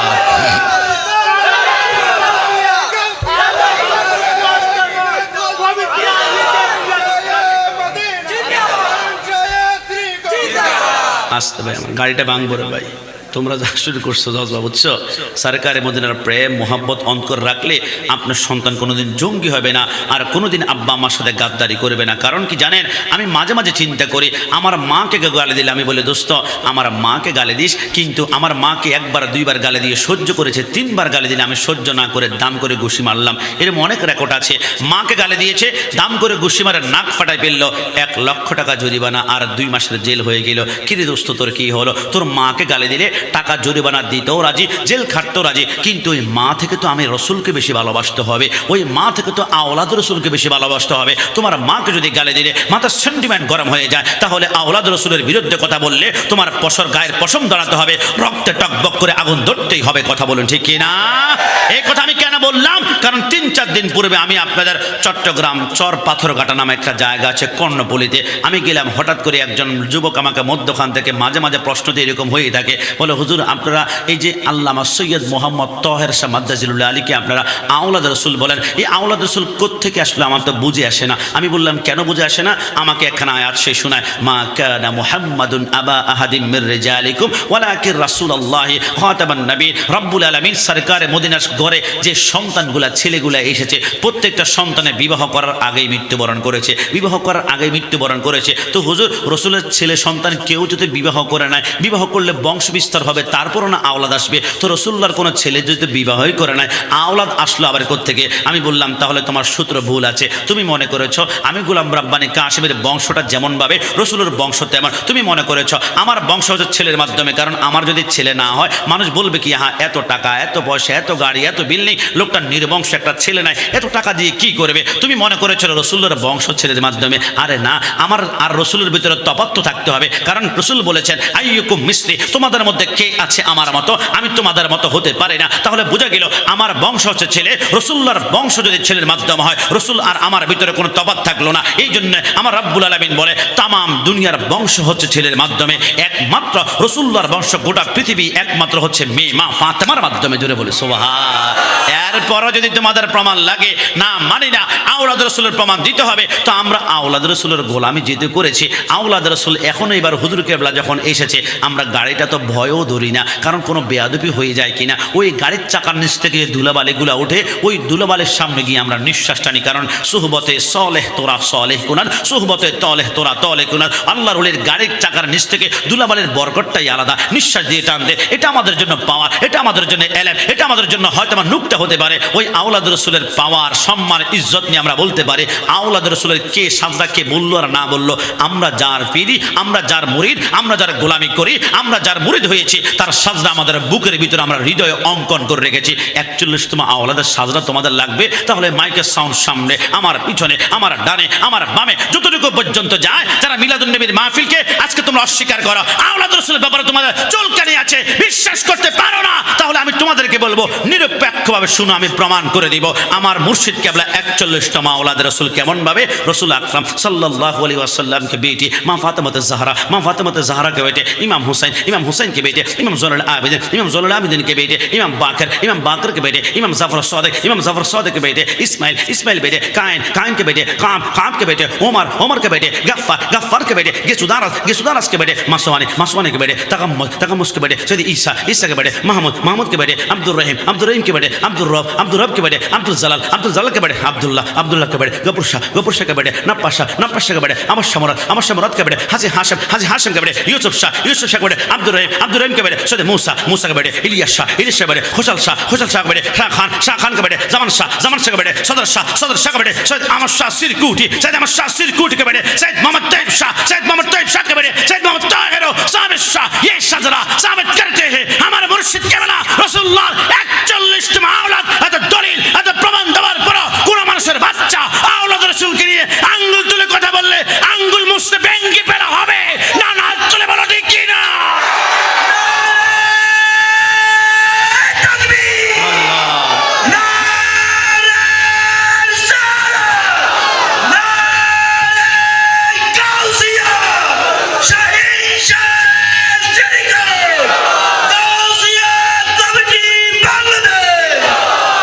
ওই সরকারে মদিনার আওলাদ এমন একজন আওলাদ যার চেহারা এক নজরে দেখার জন্য চট্টগ্রামে 70 লক্ষ আশিকরা উপস্থিত হয়েছিল। জোরে বলে সুবহানাল্লাহ। তিনি সেই আওলাদ রসুল যার চেহারার দিকে তাকালে বেনামাজি নামাজি হয়ে যায়, যার চেহারার দিকে তাকালে চোখের পানি অটোমেটিকলি বের হয়, যার চেহারাই হচ্ছে দলিল ইসলামের, যার চেহারা হচ্ছে দলিল জান্নাতের। এই কথার ভিতরে কোনো সন্দেহ। এমন একটা কদমের ভিতরে আমরা এসেছি, এই জন্য মাঝে মাঝে আমরা প্রার্থনা করি আলা হযরতের বাসা দু জাহাঁ মে খা खादिम आले रसूलुल्लाह कर हजरत आले रसूले मुक्तदा की वास्ते रसूल के प्रेम मोहब्बत নিয়ে সবাই সরকারে মদিনার গোলামিতে একটু দাঁড়িয়ে আমরা সালাম দিই ইয়া নবী সালাম আলাইকা ইয়া রাসূল সালাম আলাইকা ইয়া হাবিব সালাম আলাইকা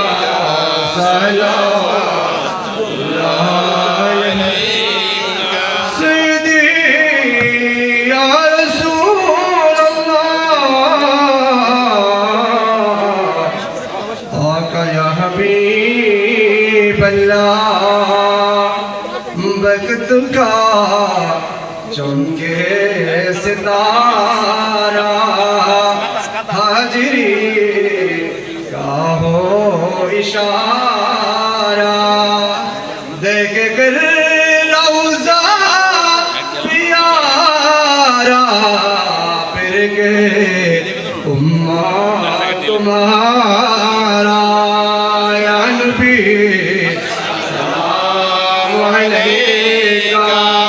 या रसूल सलाम अलैका या हबीब सलाम अलैका सलामुल्लाह अलैका सैयदी या रसूल अल्लाह आका या हबीब अल्लाह वज़ता अले अबाका सदक़े नूरे बदमा का और शहीद करबला का गम ना हो रोज़े जजा का या नबी सलाम अलैका या रसूल सलाम अलैका या हबीब सलाम अलैका सलामुल्लाह अलैका एतिमेर মনের বেদনা বুঝলেন কেহ বুঝে না শুনাইলেন কেহ শুনে না শুনলেন গো শাহে মদিনা ইয়া নবী সালাম আলাইকা ইয়া রাসূল সালাম আলাইকা ইয়া হাবিব সালাম আলাইকা সালাতুল্লাহ আলাইকা আল নবী আসহাব নবী শুহাদায়ে করম গোল বাগে सालत कहला सलाम मुसाफा जाने रहमत कहला सलाम शमे बज में हिदायत कहला गौसे आजम इमाम मुस्तका वन्ना का गौसे आजम इमाम मुस्तका वन्ना का जलवाए शान कुदरत बेला सलाम मुस्तफा जाने रहमत बेला सलाम शमे बज में हिदायत बेला चोरबी सिर कोटी आका तई युबशा मुर्शिदी हजरते बाबा तो दायर साबिर शाहरों के अहले सुन्नत बेला को सलाम मुस्तफा जाने रहमत बेला को सलाम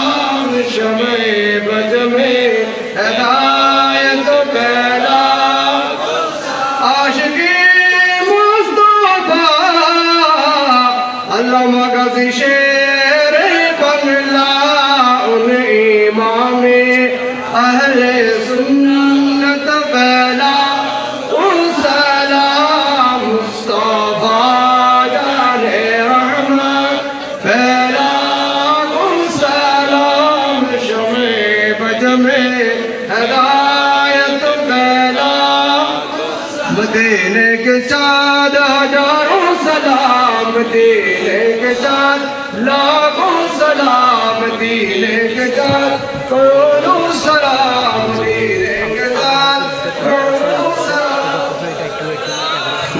ঠিক আছে ওকে সবাই জবান খুলে উচ্চ আওয়াজে একবার বলি আলহামদুলিল্লাহ।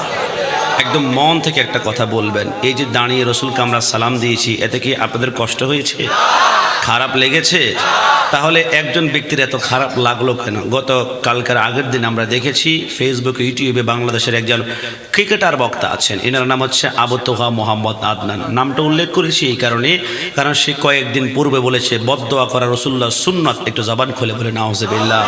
সুন্নত মানে রসুল বদদোয়া করতে বেশি পছন্দ করতেন, এই কথা মেনে নেওয়া যায় না, কারণ এটা সুন্নত না, এটা হচ্ছে হাদিস মুবারাকা। সুন্নত এবং হাদিসের ভিতরে অনেক তফাৎ।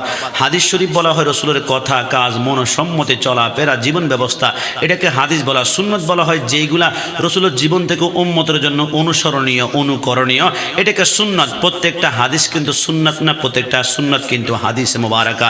যেমন রসুল সরকার মদিনে 11টি বিবাহ মুবারক করেছে। এখন আমি যদি বলি এটা রসুল্লাহ সুন্নত, তাহলে 11টা বিবাহ আমি করলে সমাজে, দেশে, রাষ্ট্রে আমার জায়গা হবে না, ঘরের মধ্যে আমার কপালে প্রচণ্ড পরিমাণে দুঃখই আছে। কথা বলুন ঠিক কি না? এই জন্য সরকারের মদিনের মাঝে মাঝে হাদিস মুবারক হচ্ছে রসুল সমে বেসাল মানে একটা না 3 দিন 5 দিন 7 দিন রসুল রোজা রাখতেন। ইফতার নাই, সাহারা নাই, কিচ্ছু না, 7 দিন। সাহাবাই কারাম 2-1 দিন রাখা শুরু করলেন। আমার রসুল বলে তোমরা কি মনে করেছ আমি ইফতারের সময় ইফতার করি না, সাহারের সময় সাহারি খাই না? তোমরা না কিভাবে থাকবা, পারবা না, কারণ তোমরা কখনো আমার মতো হতে পারো না। আমি রসুলের ইফতারের সময় হলে, সাহারের সময় হলে জান্নাত থেকে বালাখান আল্লাহ আমার জিব্বাতা লাগাই। একটু জবান খুলে বলে সুবহানাল্লাহ। তো ওই বক্তা গতকালকার আগের দিন আমরা দেখেছিলাম সিলেটে একটি প্রোগ্রামে রসুলকে দাঁড়িয়ে সালাম দিচ্ছে সকল আলেম ওলামা, লক্ষ লক্ষ শ্রোতাবৃন্দ, ইয়া নবী সালাম আলাইকা। সেই লোকটা অহংকার, দাম্ভিকতা অন্তরের ভিতরে নিয়ে এইরকম বসা আছে। বিশ্বাস করুন, সরকারে মদিনার মোহাব্বত, ভালোবাসা যদি এইভাবেও বসতো, জিনিসটাকে মেনে নেওয়া যেত, হাত গুটিয়ে বসতো, মেনে নেওয়া যেত। এমনভাবে বসেছে মানে সরকারে মদিনাকে আমি সালাম দিবই না। ওই আবার অবাক লাগলো, আবার যখন মিলাদ ক্যাম্প শেষ হলো, সবাই যখন মোনাজাত ধরেছে, বুঝতে পেরেছি তুমি আহলে হাদিস, সেই জন্য তুমি কিয়াম করো না, কিন্তু মোনাজাত তো ধরতে পারতা। মোনাজাতটা না ধরে বসা আছে মানে কি আল্লাহর কাছে চাইতেও তোমার ভিতরে অহংকার, দাম্ভিকতা। এই অহংকারের কারণে ইবলিস কিন্তু দুলিশ্বাত হয়ে গিয়েছে। যত বড় আল্লামা, ফাহামা আর লেকচারার, মোটিভেশনাল স্পিকার হওয়া না করে, রসুলের সামনে গাদ্দারি যারা করেছে, এরা এক এক করে দুনিয়ার জমিন থেকে দুলিশ্বাত হয়ে গিয়েছে। আমি লম্বা কোনো এক্সাম্পল দিব না। বাংলাদেশের একজন বক্তা ছিল ফেমাস, যার জন্য 5টা প্যান্ডেল আর হাজার হাজার ক্যামেরা থাকতো। তিনি রসুলকে নিরক্ষর বলার পরে বাংলাদেশে আর টিকতে পারে না, সে বাংলাদেশ থেকে মালয়েশিয়া যেতে বাধ্য হয়েছে। কারণ ইন্নাল্লাযীনা ইউযুনাল্লাহু ওয়া রাসূলাহু লাআনাহুমুল্লাহু ফিদ দুনিয়া ওয়াল আখিরা, যারা আল্লাহ রসুলের সাথে গাদ্দারি করবে এরা দুনিয়াতে লাঞ্ছিত হবেই হবে, এই কথার মধ্যে কোনো সন্দেহ। সুন্নিদের একজন আলেম জেলের ভিতরে ঢুকলে 2-4 বছর পরে তাকে আর আটকায় রাখে না, 2-3 দিন পরে 5 দিন পরে ছুটাই নেওয়া হয়। আর বাতিল আলেম ওলামা যারা আছে, একবার জেলের ভিতরে ঢুকতে পারলে পচে গলে নিঃশ্বাস হয়ে যায়। কারণ কি? কারণ সুন্নিদের সাথে আল্লাহ আছে, রসুল আছে, এই জন্য ইজ্জত হানি করা যায় না। আর বাতিলদের সাথে আল্লাহ নাই, রসুল নাই, এই জন্য তারা দুনিয়াতে লঞ্ছিত হবেই হবে। আর কবরের যন্ত্রণাদায়ক শাস্তি, আর কিয়ামতের ময়দানে পুলসিরাত পার হওয়ার সময় পা তুলা টুকরা হয়ে জাহান্নামে নিক্ষিপ্ত হবেই হবে। ডান হাত তুলে বলো ঠিক কিনা? কারণ আহলে সুন্নাত ওয়াল জামাতের আকীদা, রসুলকে দাঁড়িয়ে সালাম দেওয়াটা এটা মুস্তাহাব, এটা ফরজ নয়, এটা ওয়াজিব নয়, এটা সুন্নাত না। মুস্তাহাব মানে তুমি দিলে সওয়াব আছে, না দিলে কোনো গুনাহ নাই। কিন্তু কোনো মুস্তাহাব কাজে মনে রাখবেন, কোনো মুস্তাহাব কাজে কেউ যদি বাধা প্রদান করে, মুস্তাহাব কাজ আদায় করা তখন ওয়াজিব হয়ে যায়। ইয়া নবী সালাম আলাইকা না পড়লে সমস্যা নাই, কিন্তু পড়তে পারবে না কেউ যদি বাধা প্রদান করে, তাহলে ইয়া নবী সালাম আলাইহি পড়া তখন আপনার জন্য ওয়াজিব হয়ে যায়। এই জন্য উপমহাদেশের একজন মুহাদ্দিস ছিল, যাকে মুহাদ্দিস না মানলে কেউ মুহাদ্দিস হবে না। এনার নাম হচ্ছে আব্দুল হক মুহাদ্দিস দেহলভী রাহমাতুল্লাহ আলাইহি। তিনাকে জিজ্ঞেস করা হয়েছিল যে দুনিয়াতে আপনি তো অনেক আমল করেছেন, কোন আমলের গ্যারান্টি আছে? তিনি বলেন, ওয়াল্লাহ দুনিয়াতে নামাজ, রোজা, হজ, যাকাত আমি ঢেরটা পরিমাণ জ্ঞান থাকা অবস্থায় কোনোদিন ছাড়ি নাই। 1 ওয়াক্ত নামাজ আমার বালেগ হওয়ার পর থেকে ইচ্ছাকৃতভাবে কোনোদিন ছাড়ি নাই, কিন্তু তারপরও একটা সিজদার গ্যারান্টি আমি পারবো না দিতে। সে পারবো পারবো না দিতে। তবে আব্দুল হক মুহাদ্দিস দেহলভী বলে কোনো আমলের গ্যারান্টি যদি দিতে নাও পারে, তবে একটা আমল আমি গ্যারান্টি করা 100% কিয়ামতের ময়দানে আল্লাহর কুদরতি কদমে দেব এবং এটা কবুল হবে। বলে এটা কি? বলে রাসূলুল্লাহর উপরে দুরূদ শরীফ পড়া আর ইয়া নবী সালাম আলাইকা বলে নবীকে সালাম দাও। একটু জবান খুলে বলে সুবহানাল্লাহ। কারণ কি বাবা, আমরা দুরূদ শরীফে কি পড়ি? আল্লাহুম্মা সাল্লি আলা। আমি চিন্তা করলাম দুনিয়ার কোনো ইবাদতের গ্যারান্টি নাই, কিন্তু দুরূদ শরীফ পড়ার সাথে সাথে এটা কবুল হয়ে যায়। কেন? একটা কারণ দুনিয়ার কোনো ইবাদত আমরা করি আল্লাহর জন্য আল্লাহর জন্য আল্লাহর জন্য, কিন্তু আমরা দুরূদ শরীফ পড়তে কি পড়ি? আল্লাহুম্মা সাল্লি আলা। আল্লাহুম্মা সাল্লি আলা অর্থ কি জানেন? আপনি জানলে আপনি রাসূলের প্রেমে বিভোর হয়ে যাবেন, পাগল হয়ে যাবেন। আল্লাহুম্মা সাল্লি আলা অর্থ আল্লাহ আমি তো গুনাহগার, আমি তো আল্লাহ আপনি নামাজ পড়েন না, রোজা রাখেন না, হজ করেন না, যাকাত দেন না, আল্লাহ আপনি নাকি একটাই কাজ করেন, আপনার বন্ধুর উপরে দুরূদ শরীফ পড়েন, বন্ধুর উপরে দুরূদ শরীফ। তো আল্লাহ কত সুন্দর জবান দিয়ে যে আপনি পড়েন, কত সুন্দর লফজ দিয়ে, কত সুন্দর ল্যাঙ্গুয়েজ দিয়ে, কত সুন্দর ভাষা দিয়ে। আল্লাহ এটা তো পারবো না, কারণ আমাদের জবানে মিথ্যা কথা বলি, হারাম খাই, সিটারি করি, বাটপারি করি, কত মানুষের সুদ খায়, আমরা হারাম করে ঘুষ করি। আল্লাহ এই জবান দিয়ে পারবো না, যেটা আপনি করেন সেটা আমরা এই জবান দিয়ে কিভাবে করবো? তখন আমরা কি বলি? আল্লাহুম্মা সাল্লি আলা। এর অর্থ হচ্ছে আল্লাহ আল্লাহুম্মা সাল্লি আলা। আমি যখন একবার বলি এটার অর্থ আল্লাহ আমার পক্ষ থেকে আপনার বন্ধুর উপর আপনি নিজে একবার দুরূদ শরীফ পড়ে দিন না। আল্লাহর শপথ করে বলি, আমি যখন একবার বলি আল্লাহুম্মা সাল্লি আলা, সাথে সাথে আমি কাশিমের পক্ষ থেকে আমার রব্বুল আলামিন সাথে সাথে হাবিবি কিবদের উপরে একবার দুরূদ শরীফ পড়ে পেলেন। আমার আল্লাহ বলে আমার জবান দিয়ে যেটা বের হয় এটা 100% কবুল হয়। জোরে বলে সুবহান। সেই কিয়াম, সেই দুরূদ শরীফ সরকারে মদিনার উপর পড়ে নবীকে আমরা ইয়া নবী সালাম আলাইকা বলে আমরা দাঁড়িয়ে সালাম দিই। অনেকে বলে ইয়া নবী সালাম আলাইকা কোরআন হাদিসে কোথায়ও নাই। আরে ইয়া নবী সালাম আলাইকা যদি নামাজে না পড়ো তোমার নামাজই তো হবে না। বলে বুঝলাম না। ওই আমরা আত্তাহিয়াতুর মধ্যে পড়ি আত্তাহিয়াতু লিল্লাহি ওয়াস সালাওয়াতু ওয়াত তাইয়্যিবাতু আসসালামু আলাইকা আইয়ুহান নাবিয়্যু। আইয়ুহান নাবিয়্যু এটার গ্রামাটিক্যাল যদি আপনি অনুবাদ করেন তাহলে ইয়া নবী সালাম আলাইকা আসসালামু আলাইকা আইয়ুহান নাবিয়্যু রাহমাতুল্লাহ। এটার যে অর্থ ইয়া নবী সালাম আলাইকারও সেম অর্থ। একটু জবান খুলে বলে সুবহানাল্লাহ। বাতিলদের কথা বললে মাঝে মাঝে পানি পড়ে যাবে, বোতল পড়ে যাবে, এটা স্বাভাবিক কথা। কারণ জজবা যখন আসবে যুবকদের সুন্নিয়তের পক্ষে, সরকারে মদিনার পক্ষে জজবা আমরা দুনিয়ার কোনো স্বার্থের জন্য ব্যয় করি না। আমাদের জজবা একমাত্র মদিনাওয়ালার জন্য। আর শিয়ারা তো বিক্রি হয়েছে ইরানের টাকার কাছে, ওয়াবিরা বিক্রি হয়েছে ওই আরব দেশের আব্দুল্লাহ নজদির কাছে, আমরা সুন্নিরা বিক্রি হয়েছি মদিনাওয়ালার কাছে। ডান হাত তুলে বলো ঠিক কি না? আমরা তো বিক্রি। আল্লাহ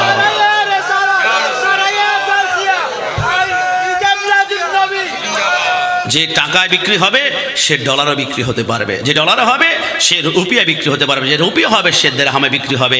যে মদিনাওয়ালার কাছে বিক্রি হয়ে যায় তাকে আর কেউ কিনতে পারে না। কারণ আল্লাহ রাব্বুল আলামিন হাবিবের কাছে বিক্রি হওয়া মানে নিজেকে জীবন সঁপে দেওয়া। কুল ইন কুনতুম তুহিব্বুনাল্লাহ ফাত্তাবিউনি। আমার আল্লাহ বলে আমাকে যদি ভালোবাসতে চাও আমার বন্ধুর অনুসরণ করো। ওই বন্ধুর অনুসরণে কিন্তু আজ মুসলমান মাহফিল। এই জন্যে যারা বাংলাদেশের সরকারে মদিনার সাথে গাদ্দারি করে ইয়া নবী সালাম আলাইকা বলতে কার্পণ্য করে, এদের আলোচনা শুনবেন না। বিশ্বাস করেন এরা ক্রিকেটের খেলার মধ্যে ভালো ছিল, এরা মাঠে ভালো ছিল। এই যে আবু তোহা মোহাম্মদ আদনান কদিন আগে সেই গুম হওয়ার নাটক করেছিল। আমি এত ইতিহাস বলতে চাই না, তবে বলতে চাই সে কোনোদিন মাদ্রাসায় পড়ে নাই। সেই জন্যে বদদোয়া করা রাসূলুল্লাহ সুন্নত বলেছে। এটা সুন্নত নেই, হাদিস মোবারকে এক জিনিস, সুন্নত আরেক জিনিস। বদদোয়া করা সরকারে মদিনার সুন্নত। রাসূল বলেছেন কখনো আমাদেরকে বদদোয়া করে না বলেন। আল্লাহর নবী সবসময় বলতেন আল্লাহুম্মা হদি আল্লাহুম্মা হদি আল্লাহুম্মা হদি। আল্লাহ হেদায়েত দান করো, আল্লাহ হেদায়েত দান করো। রাসূল হাঁটার পথে ওই যে বুড়ি কাটা দিয়েছিল আমরা সকলেই জানি। রাসূল যদি দোয়া করতেন বুড়ি তো ধ্বংস হয়ে যেত, কিন্তু রাসূল আল্লাহুম্মা হদি আল্লাহ হেদায়েত দান করো। আরব তায়েফের ময়দানে রাসূল যখন ইসলাম ধর্ম প্রচার করেছিল কাফেররা পাথর মেরেছিল, 7 বার পাথর থেকে পড়ে রাসূলুল্লাহ অজ্ঞান হয়ে গেছে, রক্তাক্ত বডি মোবারক। আসমানের ফেরেশতারা কান্না করে নবী মনে নাই। জিবরাইল 600 নূরের পাখা দাম করে বাড়ি দিয়ে সরকারে মদিনার ঠোঁট মোবারকের কাছে আসলো। রাসূল তখন কাঁদে রব্বি হাবলি উম্মতি, রব্বি হাবলি উম্মতি। কানে কানে বললে ইয়া রাসূলুল্লাহ আপনি চাইলে এখন তায়েফের জমিনটা উল্টিয়ে দিবে, একটা পিঁপড়া পর্যন্ত বাঁচতে পারবে না। নবী বলল আল্লাহুম্মা হাদি, তাদেরকে আল্লাহ হেদায়েত দান করুক। এরা এখন আমাকে চিনতে পারে না, কিছুদিন পরে ইসলাম ধর্ম গ্রহণ করে আমাকে নবী হিসেবে গ্রহণ করবে। জোরে বলে সুবহানাল্লাহ। ওই নবীকে সালাম দিলে খারাপ লাগে, কিন্তু 16 ডিসেম্বর আসলে সেই ভাইরাই কিন্তু শহীদদেরকে সালাম দেয়।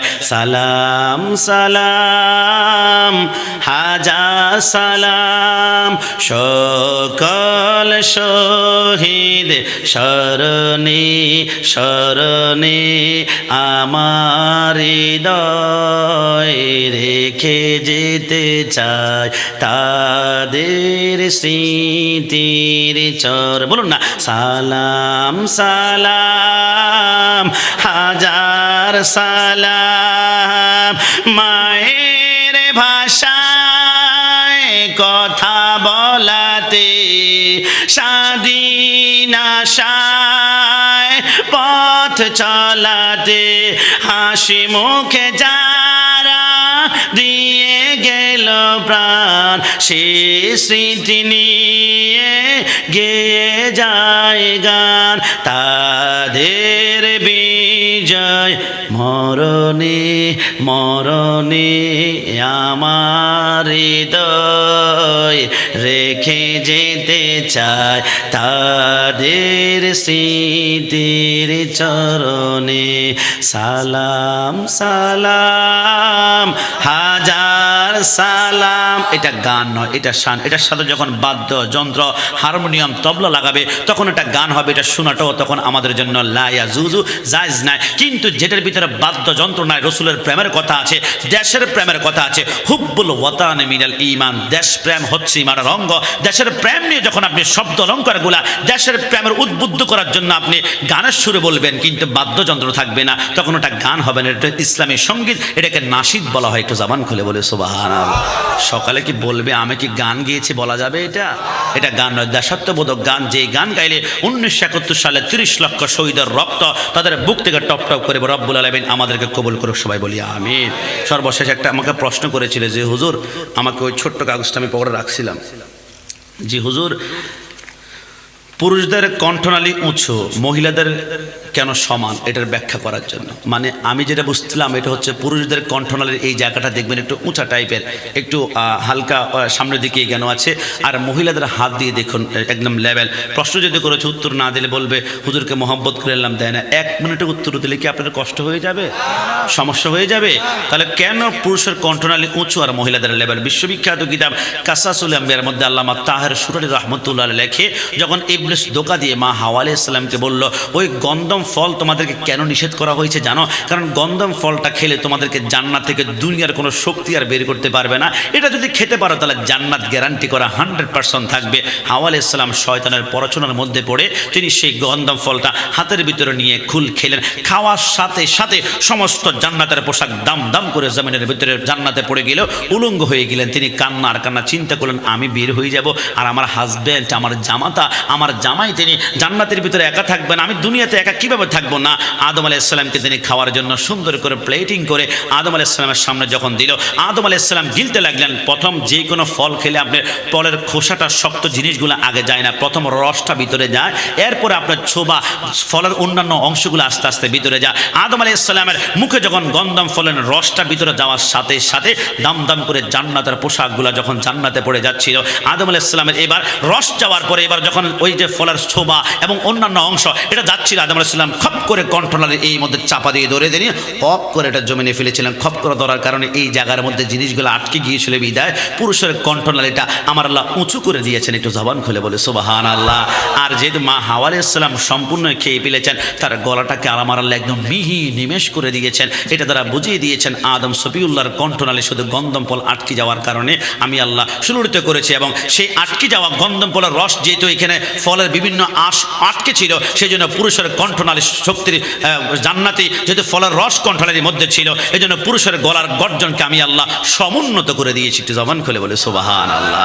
রাব্বুল আলামিন প্রতিটা মাসালার আমল করার তৌফিক দান করেন। ভলিউমটা 100% উপরে উঠিয়ে জবান খুলে একবার বলি আমিন। অজ্ঞাত নিয়ে একটা ছোট্ট বাচ্চা ওই দিন কটূক্তি করেছিল, সে বলেছিল তুজেসে আর জান্নাত সে কিয়া মতলব ওহাবি দূর হো হাম রাসূলুল্লাহকে জান্নাত রাসূলুল্লাহ কি, এটা বলে আলা হযরতের বিরুদ্ধে কথা বলতে চেয়েছিল। আলা হযরতকে নিয়ে সে যখন কথা বলছিল উর্দু শেরগুলা পড়ছিল, তার দাঁত মনে হয় ভেঙে যাবে, পারছে না তো, কারণ আলা হযরতের হাদাইকে বকশিশ এটা বহুত উঁচু দরজার কিতাব। আলা হযরত আজিমুল বরকত তিনি দুনিয়ার জমিন থেকে যাওয়ার পরে বলেছিল, হে আমার মুরিদরা সারা জীবন ফতোয়া দিয়েছি 3.5 হাত কবর করবা, কিন্তু আমার কবর 3.5 হাত করবে না। ফতোয়া এক জায়গায় যাক, দরকার ফতোয়ার কারণে আল্লাহর দরবারে শাস্তি পাবো সেটা ভিন্ন জিনিস, তবে আমার কবরটা আমার উচ্চত নজরে করবে। কেন কেন কেন আলা হযরত বলে সারা জীবন নবীর ইয়া নবী সালামু আলাইকার পক্ষে আমি সংগ্রাম করেছি, কিন্তু বিসমিল্লাহি ওয়ালা মিল্লাতি রাসূলিল্লাহ বলে রসুল যখন আমার কবরে আসবে আমি যাতে করে রসুলকে দাঁড়িয়ে দাঁড়িয়ে কবরে সালাম দিতে পারি, জোরে বলে সুবহানাল্লাহ। এটা হচ্ছে সে আলা হযরত আজিমুল বরকত, যিনি প্রত্যেকটা কিতাবের নিচে তিনি নিজের নাম লিখেছেন গোলামে মুস্তাফা, গোলামে মুস্তাফা, গোলামে মুস্তাফা। অর্থাৎ সরকারে মদিনার গোলাম, তিনি ওই কিতাবের ভিতরে হাদাকে বকশিসে লাইন লিখেছেন, তুজসে আর জান্নাত সে কিয়া মতলব ওহাবি দৌড়, এই ওহাবি তোদের সাথে জান্নাতের কি সম্পর্ক, যা দূরে যা। হাম রাসূলুল্লাহকে জান্নাত, রাসূলুল্লাহকে জান্নাতের মালিক হচ্ছে সরকারে মদিনা, আর আমরা সুন্নিরা হচ্ছে রাসূলুল্লাহর গোলাম। একটু জবান খুলে বলে সুবহানাল্লাহ। জান্নাতের মালিক রাসূলুল্লাহ, কিন্তু বর্তমানে একটা গোষ্ঠীর সম্প্রদায় বের হয়েছে, রসুলের আব্বা আম্মা নাকি জাহান্নামী। কিরে কেন কেন? আমি বল রসুলের আব্বা আম্মা জাহান, আমি বললাম রসুলের আব্বা আম্মা যদি জাহান্নামী হয় তাহলে রসুল আমার আব্বা আম্মাকে কীভাবে শাফায়াত করবে? তো বললো দলিল চায়। আমি বললাম তোমাকে 1 লক্ষ দলিল আমি দিতে পারবো না, টাইম আমার নাই, আমি 10 সেকেন্ডে তোমাকে দলিল দিব রসুলের আম্মা যে জান্নাতে ছিল। বলে কেমনভাবে? আমি বললাম বলো রসুলের আম্মার নাম কি? বলে রসুলের আম্মার নাম হচ্ছে আমেনা। আল্লাহর কসম, আমেনা শব্দের অর্থ হচ্ছে ইমান ওয়ালি। একটু জবান খুলে বলে সুবহানাল্লাহ। আর নামের ভিতরেই তো জান্নাতের টিকিট লুকায়িত আছে। সরকারে মদিনা জান্নাতের যদি মালিক না হয় তাহলে সরকারে মদিনা হাসান হোসেনকে কিভাবে বললো? আল হাসান ওয়াল হুসাইন সাইয়্যিদা শাবাবি আহলিল জান্নাহ। হাসান হোসেন জান্নাতের যুবকদের সর্দার, আর সর্দার তো তিনিই বানাবেন যিনি জান্নাতের মালিক। বলে না, জান্নাতের মালিক আল্লাহ, জান্নাতের মালিক আল্লাহ নয়, আল্লাহ জান্নাতের খালেক, খালেক খালেক খালেক, জান্নাতের সৃষ্টিকর্তা আল্লাহ, কিন্তু মালিক বানিয়েছেন রাসূলুল্লাহ। একটু জবান করে সুবহানাল্লাহ। জান্নাতের মালিক যদি আমার নবী না হয় তাহলে ফাতেমাকে খাতুনে জান্নাত, জান্নাতের কোটি কোটি নারীদের সরদারানি কিভাবে বানিয়েছেন? সরদার তো তিনিই বানাতে পারে যিনি জান্নাতের মালিক হন। একটু জবান খুলে বলে সুবহানাল্লাহ। এই জন্য ওই ছোট্ট বাচ্চাটা আরেকটা বলেছিল, আরেকটা কাসিদা কি জানি পড়েছিল, যাক এরকম 2-3টা শের বলো। কোনটা এটা? ও এখানে না,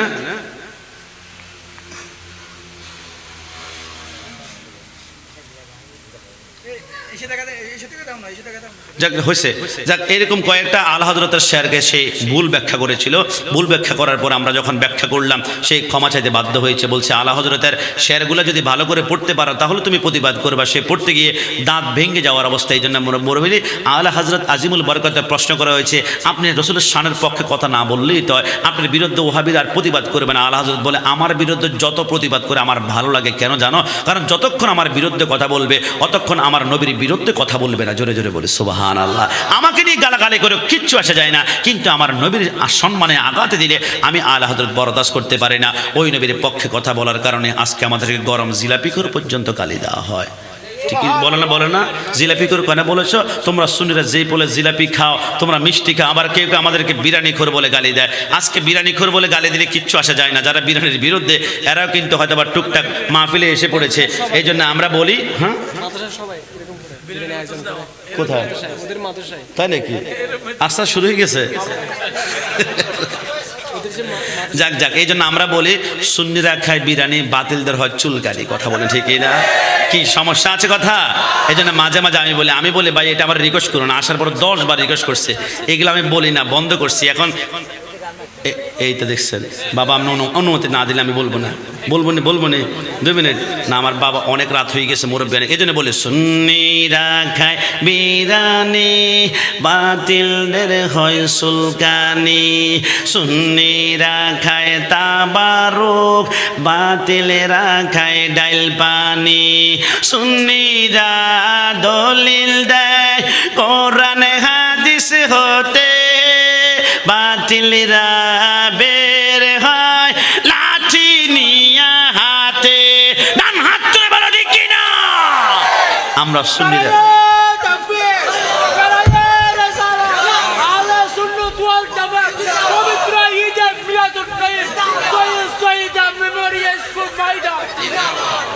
এদিকে আসেন, এদিকে আসেন।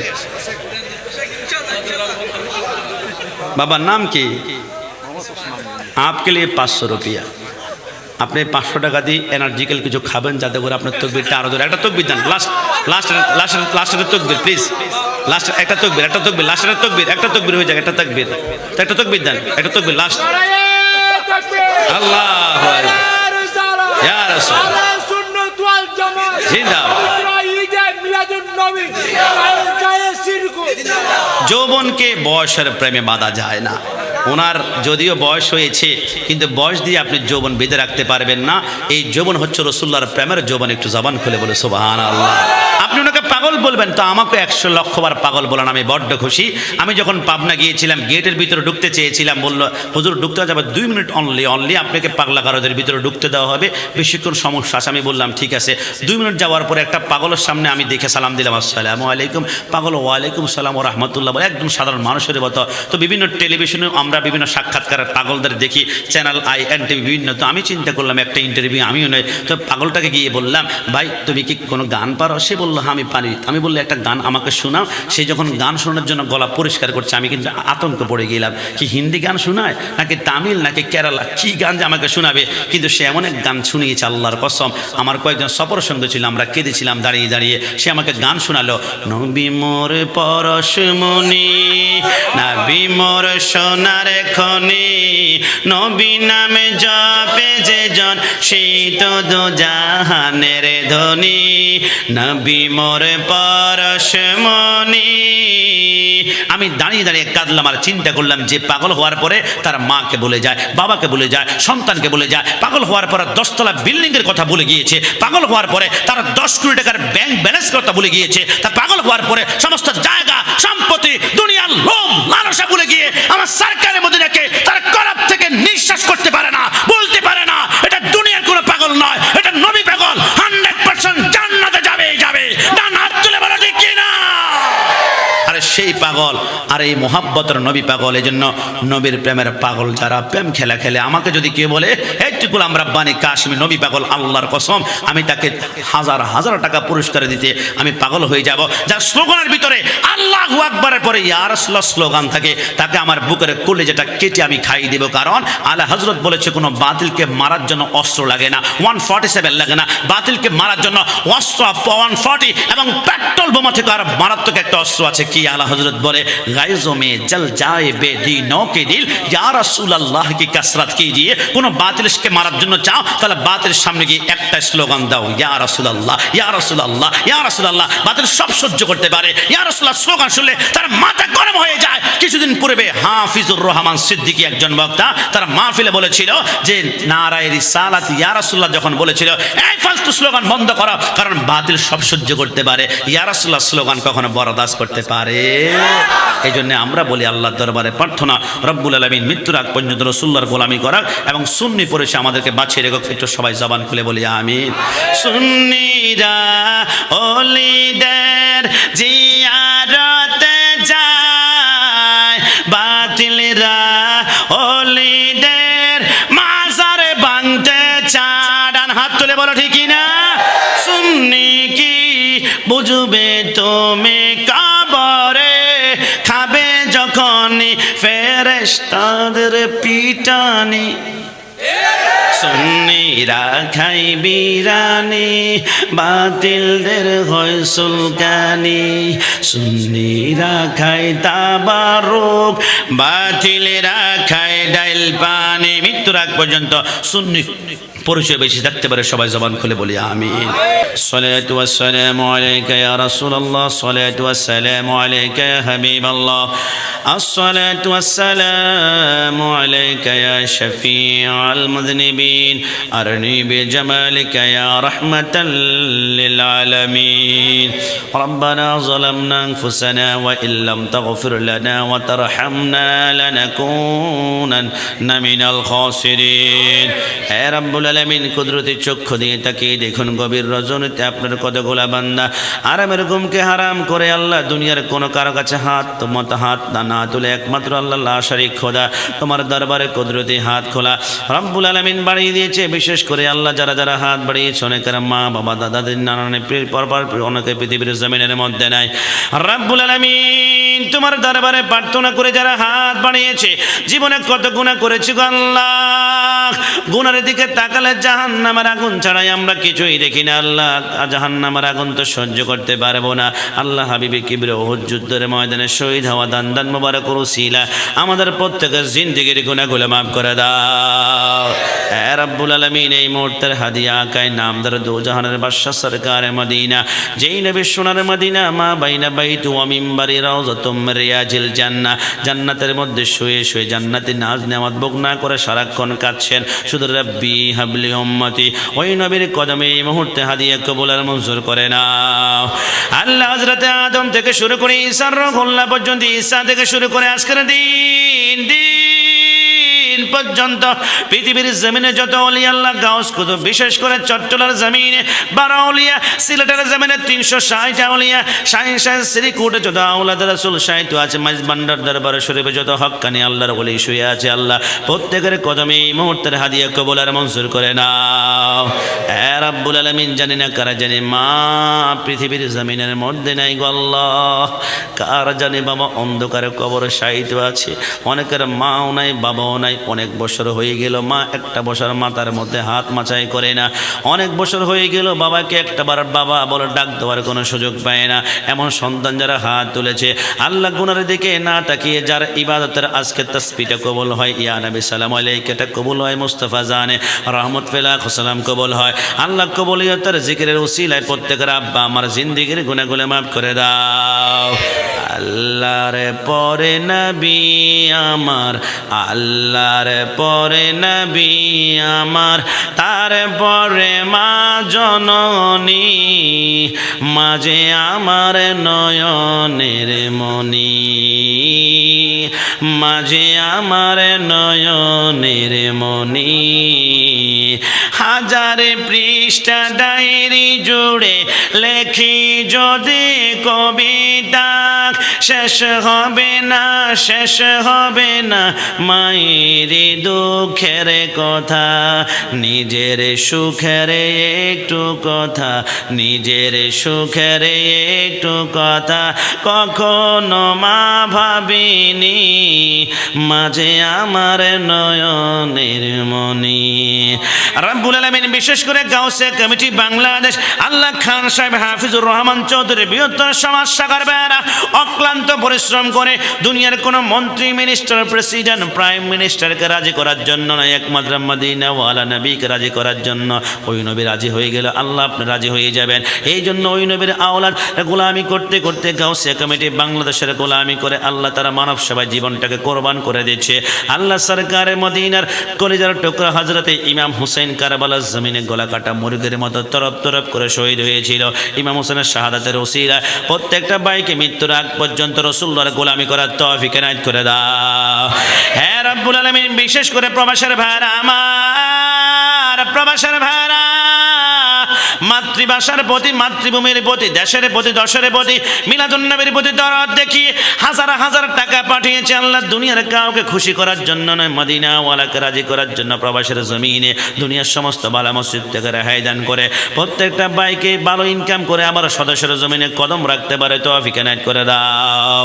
আল্লাহ বিশেষ করে পর্দানশীল মা বোনরা জানে না কে কোন মকসদ নিয়ে হাত বাড়িয়েছে। ইন্নাল্লাহ আলা কুল্লি শাইইন কাদির। আল্লাহ জমিনে একটা পিঁপড়া হাঁটলে এত কাছে থেকে আমরা শুনতে পাই না, কিন্তু পিঁপড়ার হাঁটার আওয়াজটা আপনি লাম ও কান থেকে শুনতে পান। আল্লাহ আমাদের বিশ্বাস, কারণ তারা মুসিবতে, কষ্টে, দুঃখে, ব্যথায় জর্জরিত। কে জানি অসুস্থ রয়েছে, কারা বাচ্চা জানি অসুস্থ, কেউ ঠান্ডা লেগে, সর্দি লেগে নিঃশ্বাসে অনেক নিতে কষ্ট হয়ে যায়, আবার অনেকের সংসারের মধ্যে অসংখ্য অসংখ্য সঙ্গতি রয়েছে। হে রব্বুল আলামিন, যার অন্তরে জিতে মাকাসুদ গো আল্লাহ, তুমি তোমার হাবিব সরকারে মদিনার নাতি ইমাম হোসেনের কলেজার টুকরা আলী আসগরের কলেজায় তীর মারার সাথে সাথে তীরের মাথার মধ্যে কলেজার 4টা টুকরা হয়ে গিয়েছিল। ওইখান থেকে যে রক্ত মোবারক গুলা পড়েছিল, ওই রক্তের উসিলায় প্রত্যেকের অন্তরের নেক মাকাসেদ কবুল আর মঞ্জুর করে নাও। আল্লাহ 5 ওয়াক্ত নামাজ পড়ার তৌফিক এনায়েত করে দাও। আল্লাহ আমাদের জিকিরের মধ্যে খায়ের বরকত নাজিল করে দাও। এই মাহফিলটা আগামী বছর আরো আজিমুশান করে করতে পারে তৌফিক এনায়েত করে দাও। আল্লাহ গাউসে কমিটির প্রত্যেকটা ভাইকা এই বছরে যে কর্মগুলা করেছে সামাজিক, আল্লাহ শাখায় প্রশাখায়, আল্লাহ কিয়ামত পর্যন্ত প্রজন্মের পর প্রজন্ম এই ধারাবাহিকতা দূর রাখতে পারে তৌফিক এনায়েত করে দাও। জীবনে একবার হলো সোনার মদিনা গিয়া সালাতু ওয়াস সালামু আলাইকা ইয়া রাসূলুল্লাহ বলে সালাম দিতে পারে তৌফিক এনায়েত করে দাও। আল্লাহ যেই নবীকে দেখলে জাহান্নামটা হারাম করল, যেই নবীকে দেখলে জান্নাতটা ওয়াজিব হয়ে যায়। যদি মদিনায় যেতে না পারে পটিক ছুরির জমিনে ইয়া রাসূলুল্লাহ বলে যখন ভাঙ্গা করে ঘুমাতে যাব, রাসূলুল্লাহর দিদার আমাদের চরম চক্ষু দিয়ে কবুল আর মঞ্জুর করে নাও। আমি জীবনে একবার মদিনা যাব, আমি নবীজির কদমে সালাম জানাবো। যাব কেমনে খোদা রাস্তা বাতাও না, নবীজির দিদার মোরে নসিব করো না।